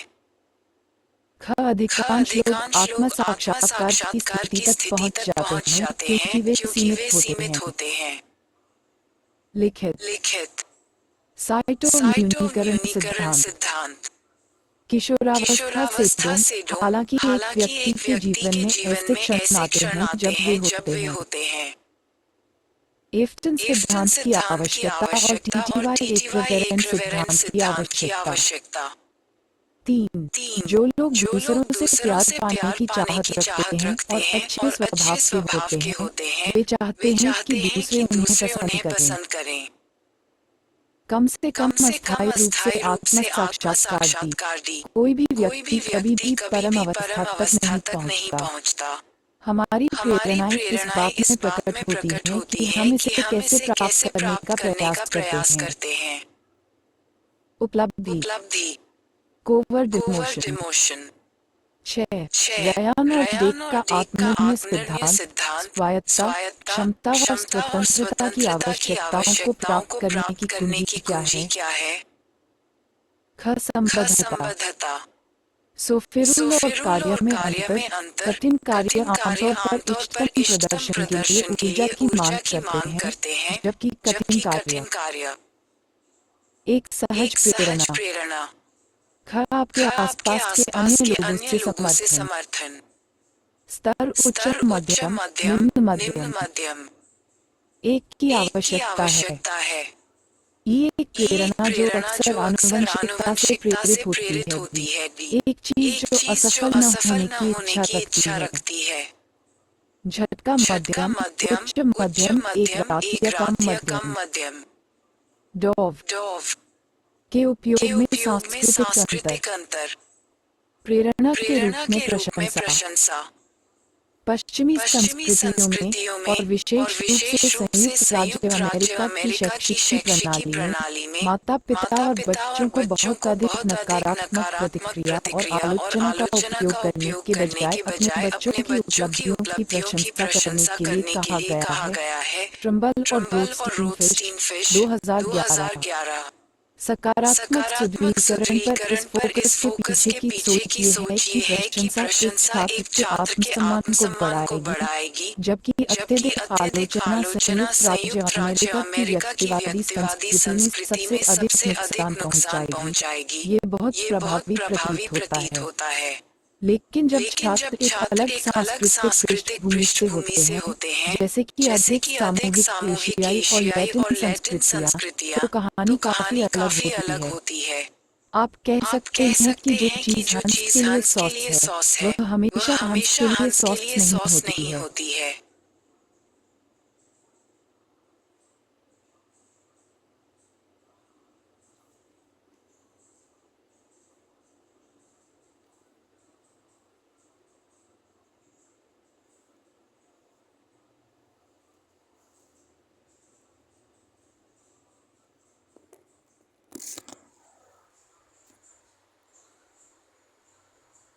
Meditation animation. Animation. 371। 371। Insulin. Insulin. जीनक्रियास द्वारा जीनक्रियास द्वारा स्रावित एक स्रावित एक हार्मोन। हार्मोन। सामूहिक सामूहिक संस्कृतियों में संस्कृतियों में व्यक्तिगत की तुलना में समूह के समूह के कल्याण को कल्याण को बढ़ावा देना बढ़ावा देना अधिक अधिक वांछनीय है। वांछनीय है। इन इन संस्कृतियों के संस्कृतियों के छात्र, छात्र जो जो विशेष रूप से विशेष रूप अन्य से अन्य सहपाठियों के सहपाठियों के सामने खुद सामने को खुद को स्वीकार करने स्वीकार के लिए करने के लिए इच्छुक होते इच्छुक हैं, होते हैं, अपने अपने सहपाठियों के सहपाठियों ऊपर, के ऊपर, लेकिन लेकिन बहुत बहुत असहज असहज महसूस कर महसूस सकते कर हैं। सकते हैं। उन्हें सफल होने के लिए प्रेरित करने के बजाय ऐसी प्रशंसा विपरीत प्रभाव डाल सकती है, जिससे छात्र इतना निराश हो सकता है कि हम ऐसा कहने के लिए तैयार नहीं होते। यही 2001 मार्कस और खयाना 1991 रोस्टन फोक और ट्रूल 2008 ट्रिम्बल और रोस्टन फोक 2011। एक अध्ययन में पाया गया कि लैटिना छात्र जिन्हें अंग्रेजी पढ़ाई जा रही थी, वे अपने शिक्षक द्वारा उन्हें दी गई प्रचुर प्रशंसा पर बहुत नकारात्मक प्रतिक्रिया देते हैं, क्योंकि सकारात्मक सुदृढ़ीकरण से उन्हें प्रोत्साहन मिलने के बजाय असहजता महसूस होती है। गैरी 2001 ट्रिम्बल और रोथस्टीन फिश 2011। अन्य शोध में पाया गया कि जब कनाडाई छात्रों से तुलना की गई, तो जापानी छात्र अपने प्रदर्शन के प्रति नैतिक रूप से उदासीन थे और नकारात्मक प्रतिक्रिया के प्रति संवेदनशील थे। पीएनए सेंट्रल 2001 सामान्य शिक्षण सिद्धांत की भविष्यवाणी के विपरीत सकारात्मक सुदृढ़ीकरण के लाभ हमेशा बहुत अलग सांस्कृतिक अपेक्षाओं से निपटने के दौरान अपेक्षित नहीं होते हैं। गंभीरता से सोचना। क्या प्रशंसा के प्रभावों में सांस्कृतिक अंतर शैक्षिक स्थितियों के अलावा अन्य क्षेत्रों को भी प्रभावित करेगा? अपने उत्तर पर कक्षा में चर्चा करें। क्या फिर से भूख लगी है? लोग क्यों खाते हैं? भूख मिटाना हमारी सबसे प्राथमिक जरूरतों में से एक है। आजकल लोगों की खाने की आदतें एक बड़ी चिंता बन गई हैं और समाचार कार्यक्रमों, टॉक शो और वैज्ञानिक शोध का लगातार विषय बन गई हैं। लोगों को कम खाने और दूसरों को अधिक खाने में मदद करने के लिए अनगिनत गोलियां, पूरक और उपचार उपलब्ध हैं। भूख न केवल एक बुनियादी अस्तित्व व्यवहार है जो प्राथमिक ड्राइव को कम करता है, ये कई लोगों के लिए मनोरंजन का एक रूप भी है और कई खाने के अनुभवों की आकर्षक प्रस्तुतियां और सामाजिक वातावरण एक शक्तिशाली प्रोत्साहन है। भूख के शारीरिक और सामाजिक घटक 9.6 भूख को प्रभावित करने वाले भौतिक और सामाजिक कारकों की पहचान करें। हम खाना क्यों खाते हैं? सबसे पहले हमें भूख क्यों लगती है? वास्तव में भूख लगने में कई कारक शामिल होते हैं। वाल्टर कैनन और वॉशरूम 1912 का मानना था कि पेट में संकुचन या भूख की पीड़ा भूख का कारण बनती है और पेट में भोजन की उपस्थिति संकुचन को रोकती है और भूख की इच्छा को शांत करती है। अजीब बात यह है कि कई मामलों में खाली पेट होना निर्णायक कारक नहीं होता है। हालांकि पेट में संवेदी रिसेप्टर्स होते हैं जो भोजन के ढेर के रूप में पेट की मांसपेशियों के खिंचाव के दबाव का जवाब देते हैं और मस्तिष्क को संकेत भेजते हैं कि पेट भर गया है। गिलबर्ट 1988 जिन लोगों का पेट निकाल दिया गया है उन्हें अभी भी भूख लगती है। जेनोविट्स 1967 हार्मोनल प्रभाव भूख लगने का एक कारण इंसुलिन प्रतिक्रिया है जो खाने के बाद होती है। इंसुलिन और ग्लूकागन वे हार्मोन हैं जो अग्न्याशय द्वारा पूरे शरीर में वसा, प्रोटीन और कार्बोहाइड्रेट के स्तर को नियंत्रित करने के लिए स्रावित होते हैं, जिसमें ग्लूकोज, रक्त शर्करा भी शामिल है। इंसुलिन रक्त शर्करा में ग्लूकोज के स्तर को कम करता है, जबकि ग्लूकागन स्तर को बढ़ाता है। इंसुलिन सामान्य रूप से रक्त प्रवाह में ग्लूकोज के स्तर को प्रेरित करके शरीर में वसा, प्रोटीन और कार्बोहाइड्रेट के स्तर को नियंत्रित करें। ग्लूकागन ये हार्मोन अग्न्याशय द्वारा स्रावित होता है जो रक्त में ग्लूकोज के स्तर को बढ़ाकर शरीर में वसा, प्रोटीन और कार्बोहाइड्रेट के स्तर को नियंत्रित करता है।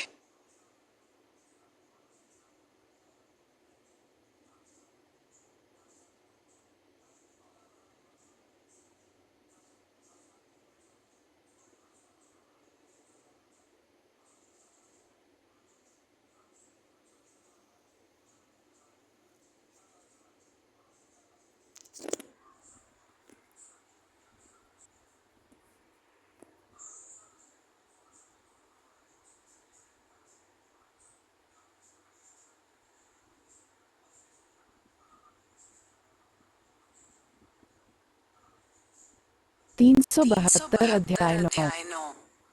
खाना शुरू करने के बाद अधिक मात्रा में स्रावित होने से अधिक भूख लगती है।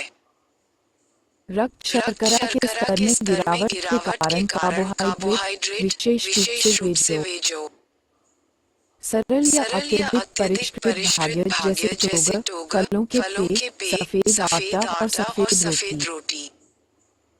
वास्तव में इंसुलिन का स्तर अन्य खाद्य पदार्थों की तुलना में कहीं अधिक बढ़ जाता है, क्योंकि इन खाद्य पदार्थों द्वारा एक समय में बहुत अधिक मात्रा में ग्लूकोज जारी किया जाता है। उच्च रक्त शर्करा के कारण अधिक इंसुलिन रिलीज होता है, जिससे रक्त शर्करा का स्तर कम हो जाता है, भूख बढ़ जाती है और अधिक खाने की प्रवृत्ति होती है। कम कार्बोहाइड्रेट सेवन को बढ़ावा देने वाले कई आहारों के पीछे यही सिद्धांत है। इन आहारों के समर्थकों का तर्क है कि यदि लोग कार्बोहाइड्रेट को नियंत्रित करते हैं, तो वे इंसुलिन एक्शन को नियंत्रित कर सकते हैं और बाद में भूख की लालसा को रोक सकते हैं।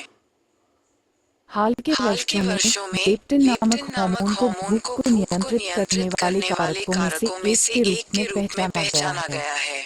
जब रक्त प्रवाह में छोड़ा जाता है, तो लेप्टिन हाइपोथैलेमस को संकेत देता है कि शरीर ने पर्याप्त भोजन कर लिया है, जिससे भूख कम हो जाती है और पेट भरा हुआ या तृप्त होने का एहसास बढ़ जाता है।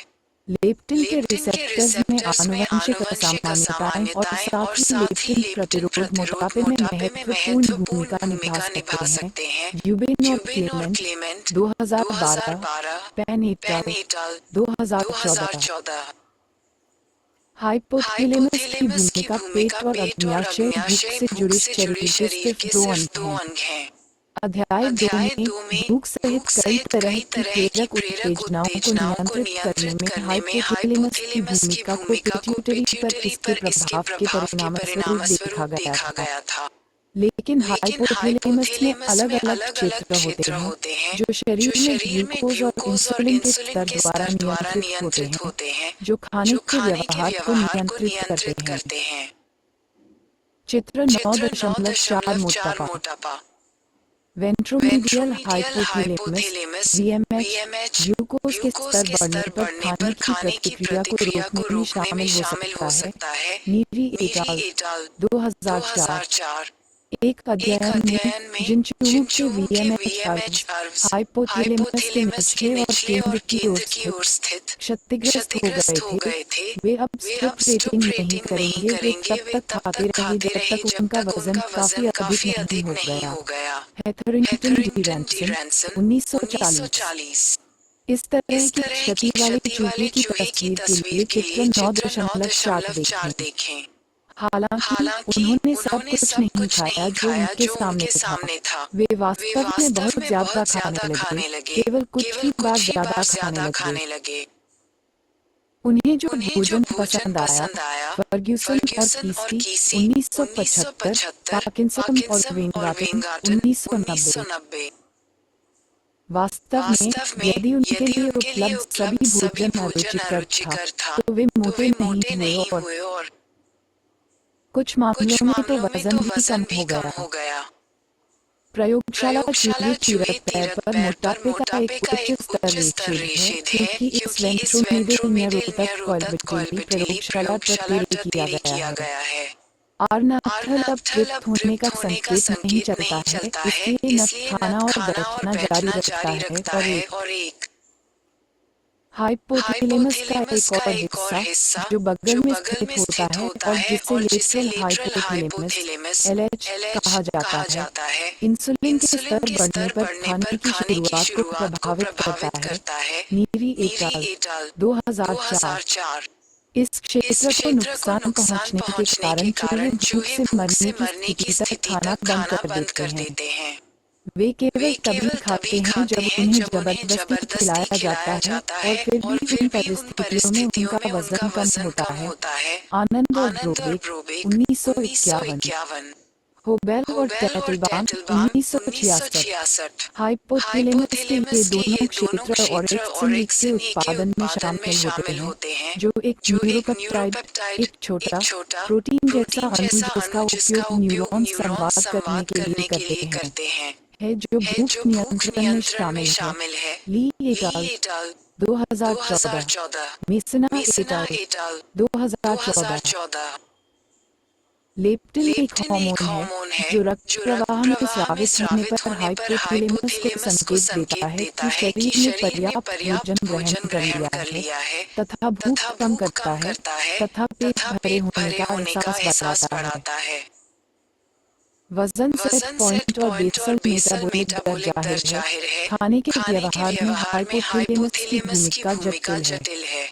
कुछ शोधकर्ता लीबेल एट अल 1995, निस्बेट 1972 मानते हैं कि हाइपोथैलेमस वजन के उस विशेष स्तर को प्रभावित करता है जिससे शरीर बनाए रखने की कोशिश करता है, जिससे वजन सेट पॉइंट कहा जाता है। हाइपोथैलेमस को चोट लगने से वजन सेट पॉइंट नाटकीय रूप से बढ़ या घट सकता है, जिससे या तो बहुत ज्यादा वजन कम हो सकता है या वजन कम हो सकता है। वजन निर्धारित बिंदु। चयापचय वह गति जिस पर शरीर उपलब्ध ऊर्जा को जलाता है और व्यायाम भी वजन निर्धारित बिंदु में एक भूमिका निभाते हैं। कुछ लोगों में निस्संदेह आनुवंशिक रूप से तेज चयापचय होता है और वे लोग बिना वजन बढ़ाए बड़ी मात्रा में भोजन खा सकते हैं। दूसरों का चयापचय धीमा होता है और वे सामान्य या कभी-कभी सामान्य से कम मात्रा में भोजन खा सकते हैं और फिर भी वजन बढ़ सकता है या वजन कम करने में कठिनाई हो सकती है। बुचार्ड एट अल 1990, हिगिंसन एट अल 2016। कुछ लोग कसम खाते हैं कि वे वजन बढ़ा सकते हैं बस केक के एक टुकड़े को देखकर। नियमित मध्यम व्यायाम धीमा होने की भरपाई करने में मदद कर सकता है। वजन का वह विशेष स्तर जिससे शरीर बनाए रखने का प्रयास करता है।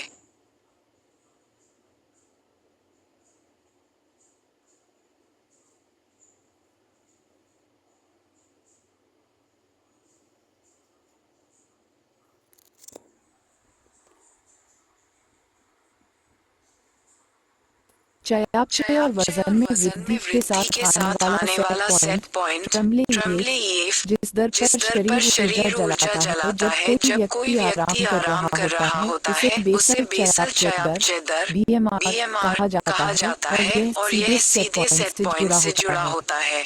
यदि किसी व्यक्ति का BMR कम हो जाता है। एट अल 1999, वयस्कता में और कम गतिविधि के स्तर के साथ उस व्यक्ति का वजन कम हो जाता है क्योंकि वह उतनी ही कैलोरी का सेवन करता है। चित्र 9.5 एक सामान्य महिला और पुरुष के BMR में 10 से 50 वर्ष की आयु में होने वाले परिवर्तनों को दर्शाता है। ध्यान दें कि व्यक्ति की उम्र बढ़ने के साथ BMR अधिक नाटकीय रूप से कम हो जाता है। किशोरों में आमतौर पर बहुत अधिक BMR और गतिविधि स्तर होता है और इसलिए एक कम वजन सेट पॉइंट होता है जिसका अर्थ है कि वे एक ही आकार के वयस्क की तुलना में बहुत अधिक खा सकते हैं और वजन कम नहीं कर सकते हैं। लेकिन जब वो किशोर वयस्क हो जाता है तो BMK घटने लगता है। वयस्कों को अपने द्वारा उपभोग की जाने वाली कैलोरी की संख्या कम करनी चाहिए और हर दिन अधिक से अधिक व्यायाम करना चाहिए। लेकिन आय के स्तर और नौकरी की मांग बढ़ने के साथ अधिक खाने और कम चलने की प्रवृत्ति होती है। यहाँ तक कि अगर किशोरावस्था की खाने की आदतों को आसानी से बनाए रखा जाए तो अत्यधिक वजन बढ़ना दूर नहीं है। कुछ लोगों में अत्यधिक वजन बढ़ना अधिकतर बेलन के कारण हो सकता है। यदि आप अपना स्वयं का BMR गणना करना चाहते हैं तो कई इंटरनेट साइटें हैं जो किसी व्यक्ति को ऊंचाई, आयु, वजन और गतिविधि स्तर जैसे डेटा दर्ज करने की अनुमति देती हैं।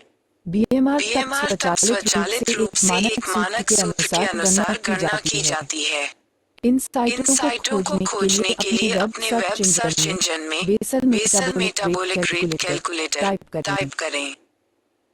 भूख के भूख के सामाजिक घटक लोग अक्सर तब खाते हैं जब उन्हें वास्तव में भूख नहीं होती है। ऐसे कई तरह के सामाजिक संकेत हैं जो लोगों को खाने के लिए कहते हैं, जैसे कि नाश्ता, दोपहर का भोजन और रात का खाना निश्चित समय पर खाने की परंपरा।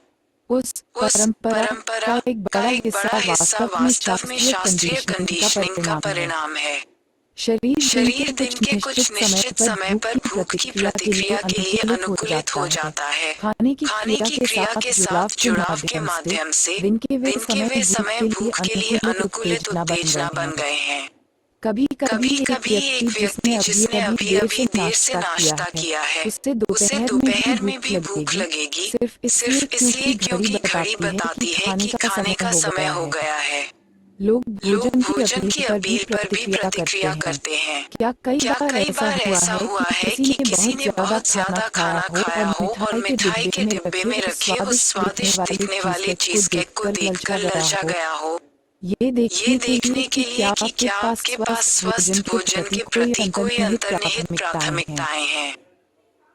भोजन या जंक फूड प्रयोग में भाग ले पॉपुलिसिट एसोसिएशन टेस्ट फूड।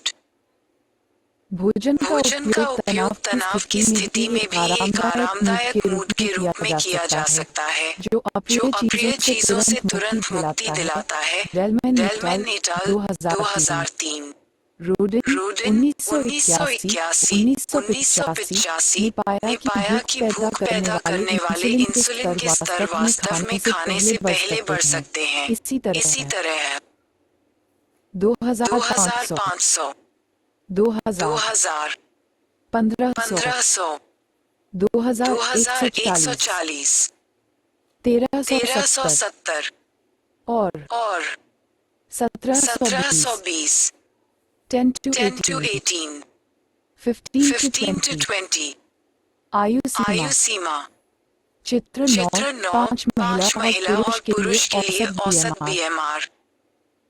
प्रेरणा और भावना 373 बेसल मेटाबॉलिक दर बीएमआर।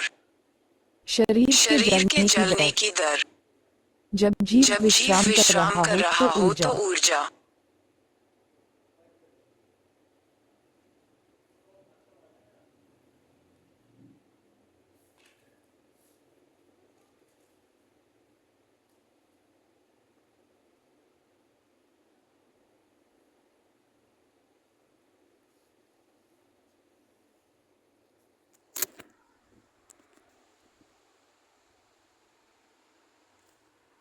तीन सौ चौहत्तर अध्याय।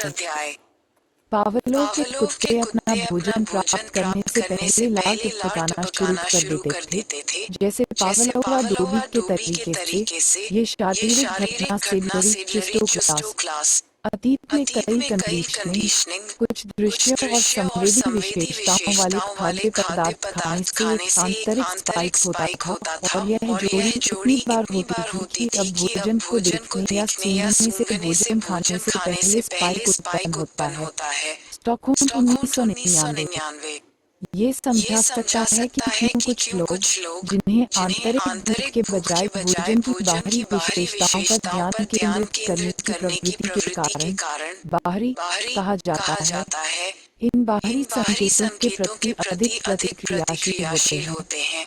वे खाने से पहले प्रतिक्रिया में गैर बाहरी लोगों की तुलना में कहीं अधिक इंसुलिन का उत्पादन करते हैं या वे लोग जो बाहरी संकेतों से कम प्रभावित होते हैं। रोडिन 1985। सांस्कृतिक कारक और लिंग भी भूख और खाने की आदतों को निर्धारित करने में भूमिका निभाते हैं। एक अध्ययन में संयुक्त राज्य अमेरिका और जापान के पुरुषों और महिलाओं दोनों को खाने की आदतों के बारे में एक प्रश्नावली दी गई थी। हालांकि दोनों संस्कृतियों में पुरुषों के लिए खाने की शुरुआत में कोई महत्वपूर्ण अंतर नहीं था। संयुक्त राज्य अमेरिका में महिलाओं को भावनात्मक कारणों जैसे अवसाद के लिए खाना शुरू करने की अधिक संभावना थी। जापानी महिलाओं में भूख के संकेतों या सामाजिक मांगों के कारण खाने की अधिक संभावना थी। हॉक्स एट अल. 2003। इसी अध्ययन में संयुक्त राज्य अमेरिका के पुरुष और महिला दोनों जापानी पुरुषों और महिलाओं की तुलना में टेलीविजन या फिल्में देखते समय खाने की अधिक संभावना रखते थे। लोग क्यों और किन परिस्थितियों में खाते हैं, इसका अध्ययन करते समय संस्कृति और लिंग दोनों को ध्यान में रखना चाहिए। मोटापा 9.7 मोटापे में योगदान देने वाले कुछ कारकों को पहचानें। यह अच्छा होगा कि पूरी दुनिया में लोग उतना ही खाना खाएं जितना उन्हें चाहिए और वे स्वस्थ सामान्य वजन बनाए रखने में सक्षम हों। दुर्भाग्य से कई लोगों के लिए ऐसा नहीं है। कुछ लोगों का वजन जितना होना चाहिए उससे कहीं ज्यादा होता है, जबकि दूसरों का वजन बहुत कम होता है। एनोरेक्सिया नर्वोसा, बुलिमिया नर्वोसा और बिंज ईटिंग डिसऑर्डर सहित कई अनुकूलित खाने की समस्याओं को मानसिक विकारों के निदान और सांख्यिकी मैनुअल 5वें संस्करण या DSM-5 अमेरिकन साइकियाट्रिक एसोसिएशन 2013 में नैदानिक मानसिक विकारों के रूप में वर्गीकृत किया गया है, जो मनोवैज्ञानिक पेशेवरों द्वारा निदान करने के लिए उपयोग किए जाने वाले विकारों और उनके लक्षणों की एक सूची है। इन विकारों पर बाद के अध्याय में चर्चा की गई है। इस अध्याय में हम मोटापे की समस्या को देखते हैं। कुछ लोग इतने मोटे क्यों हो जाते हैं? क्या ये सिर्फ ज्यादा खाने की वजह से है? ऐसे कई कारक हैं जो मोटापे में योगदान करते हैं। एक ऐसी स्थिति जिसमें किसी व्यक्ति का शरीर का वजन उस व्यक्ति की ऊंचाई के लिए आदर्श शरीर के वजन से 20% या अधिक होता है। मोटापे की वास्तविक परिभाषाएं अलग-अलग हैं। कुछ परिभाषाएं 20 से 30% को अधिक वजन मानती हैं और मोटापे को 30% या अधिक तक सीमित करती हैं। अन्य कहते हैं कि पुरुष आदर्श वजन से 20% अधिक मोटे होते हैं और महिलाएं 30% अधिक मोटे होते हैं। हालांकि इसे परिभाषित किया गया है, मोटापे का एक महत्वपूर्ण कारक आनुवंशिकता है। ऐसा प्रतीत होता है कि जीन के कई सेट हैं, कुछ अलग गुणसूत्रों पर, जो किसी व्यक्ति के मोटे होने की संभावना को प्रभावित करते हैं। बार्श एट अल. 2000। यदि किसी विशेष परिवार में मोटापे का इतिहास है, तो प्रत्येक परिवार के सदस्य को मोटे होने का खतरा होता है, जो उन लोगों के जोखिम से दोगुना या तिगुना होता है जिनके परिवार में मोटापे का इतिहास नहीं है। बुचार्ड 1997 लेप्टिन उत्पादन या पता लगाने में समस्या के कारण अधिक भोजन करने की प्रवृत्ति हो सकती है। फ्रीडमैन और हलास 1998। हालांकि यह पूरी कहानी नहीं हो सकती है। एक अध्ययन में जिसमें मोटे और गैर मोटे दोनों चूहों में लेप्टिन क्रिया को अवरुद्ध किया गया था, दोनों समूहों के बीच कोई अंतर नहीं था। उन्होंने कितना खाया या उनका वजन कितना बढ़ा, जिससे शोधकर्ता इस निष्कर्ष पर पहुंचे कि बिगड़ी हुई लेप्टिन गतिविधि मोटापे का उतना महत्वपूर्ण कारण नहीं हो सकती है जितना पहले सोचा गया था। ओटावे एट अल. 2015। निश्चित रूप से मोटापे का एक और कारण है अधिक खाना। दुनिया भर में जैसे जैसे विकासशील देश मजबूत अर्थव्यवस्थाएं बनाते हैं और उनकी खाद्य आपूर्ति स्थिर होती जाती है, मोटापे की दर नाटकीय रूप से और तेजी से बढ़ती है। बार्श एट अल. 2000।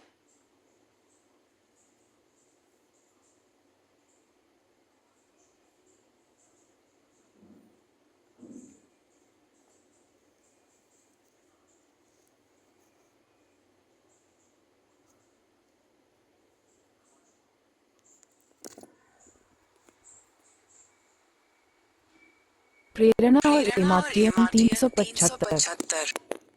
विविधतापूर्ण और आकर्षक भी है और विविधता में वृद्धि शारीरिक जरूरत से परे खाने में वृद्धि के साथ जुड़ी हुई है। रेनो और एप्स्टीन 2001 औद्योगिक समाजों में जब कर्मचारी कार्यस्थल पर अधिक घंटे बिताते हैं तो घर पर भोजन तैयार करने के लिए कम समय उपलब्ध होता है और बाहर खाने के लिए अधिक प्रोत्साहन मिलता है। चौरेटाल 2004 जब बाहर खाने के विकल्पों में फास्ट फूड और सॉफ्ट ड्रिंक शामिल होते हैं, जैसा कि अक्सर होता है तो मोटापे की दर बढ़ जाती है। संक्षेप में जैसे जैसे संस्कृतियां अधिक औद्योगिक होती जाती हैं और पश्चिमी संस्कृति की जीवन शैली का अनुसरण करती हैं, उन जीवन शैली के नकारात्मक पहलू जैसे मोटापा भी बढ़ जाते हैं। पिछले 20 वर्षों में विकासशील देशों में मोटापे की दर 3 गुना बढ़ गई है। विशेष रूप से यह उन देशों में एक प्रवृत्ति है जिन्होंने कम व्यायाम दरों और अधिक खाने की पश्चिमी जीवन शैली को अपनाया है, खासकर उन खाद्य पदार्थों को जो सस्ते हैं लेकिन वसा और कैलोरी में उच्च हैं। चीन में साथ ही मध्य पूर्व, दक्षिण पूर्व एशिया और प्रशांत द्वीपों के कई देशों में 10 से 25% बच्चे अधिक वजन वाले पाए गए हैं और अन्य 2-10% लोग मोटे हैं। हॉली इटाल 2014, हॉले और मैकगर्वे 2015, हुसैन इटाल 2007।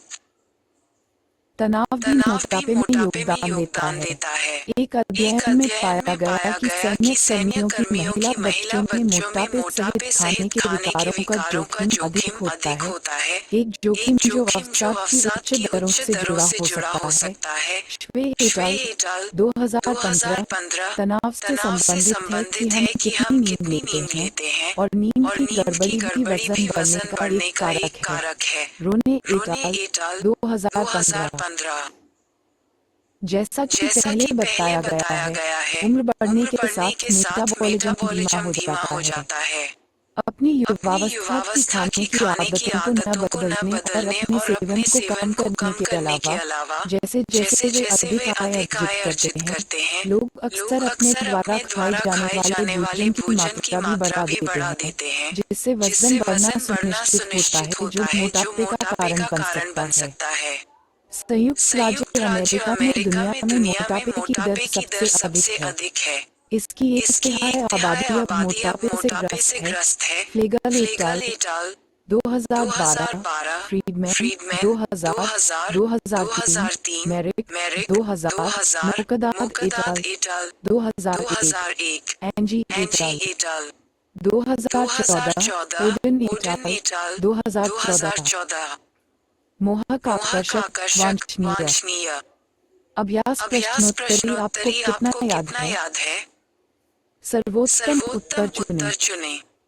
1. मौत की क्षति, जबकि खाने और खाने के आंकड़ों की क्षति उन्हें भूखा मरने का कारण बन सकती है जिससे उन्हें खाने और पेनोनस पेट, वेंट्रोमेट्रल हाइपोथैलेमस, एट्रल हाइपोथैलेमस, वेंट्रोमीडियल हाइपोथैलेमस। बी. क्लेनेस। यदि कैलोरी का सेवन समान रहता है जबकि बेसल मेटाबॉलिक कैटेगरी घटती है तो वजन घट सकता है। अग घटता है बी बढ़ता है। सी वही रहता है। डी पंखुड़ियां ऊपर नीचे होती रहती हैं।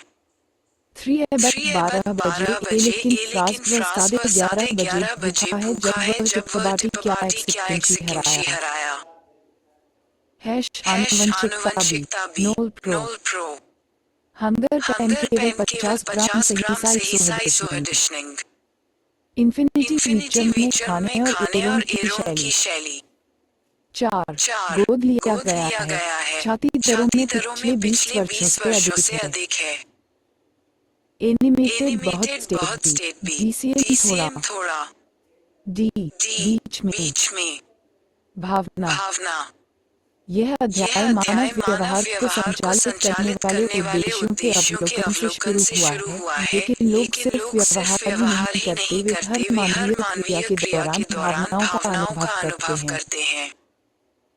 भावनाओं या भावनाओं से भरा हुआ है, और हालांकि भावनाएं आंतरिक प्रक्रियाएं हो सकती हैं, लेकिन लोगों को जो महसूस हो रहा है उसके शारीरिक संकेत भी हैं। अध्याय का ये भाग मानवीय भावनाओं की दुनिया की खोज करता है, और यह बताता है कि वे भावनाएं सोच और कार्यों दोनों से कैसे जुड़ी हैं। हम चीजों के बारे में जिस तरह महसूस करते हैं, वह हमारे सभी पिता संबंधी क्रियाकलापों में क्या भूमिका निभाता है। वास्तव में भावनाओं का कारण क्या होता है? मनुष्य भावनाओं या संवेदनाओं से भरा हुआ है, और यद्यपि भावनाएं प्राकृतिक प्रक्रियाएं हो सकती हैं, लेकिन लोगों की भावनाओं के बाहरी शारीरिक संकेत भी होते हैं।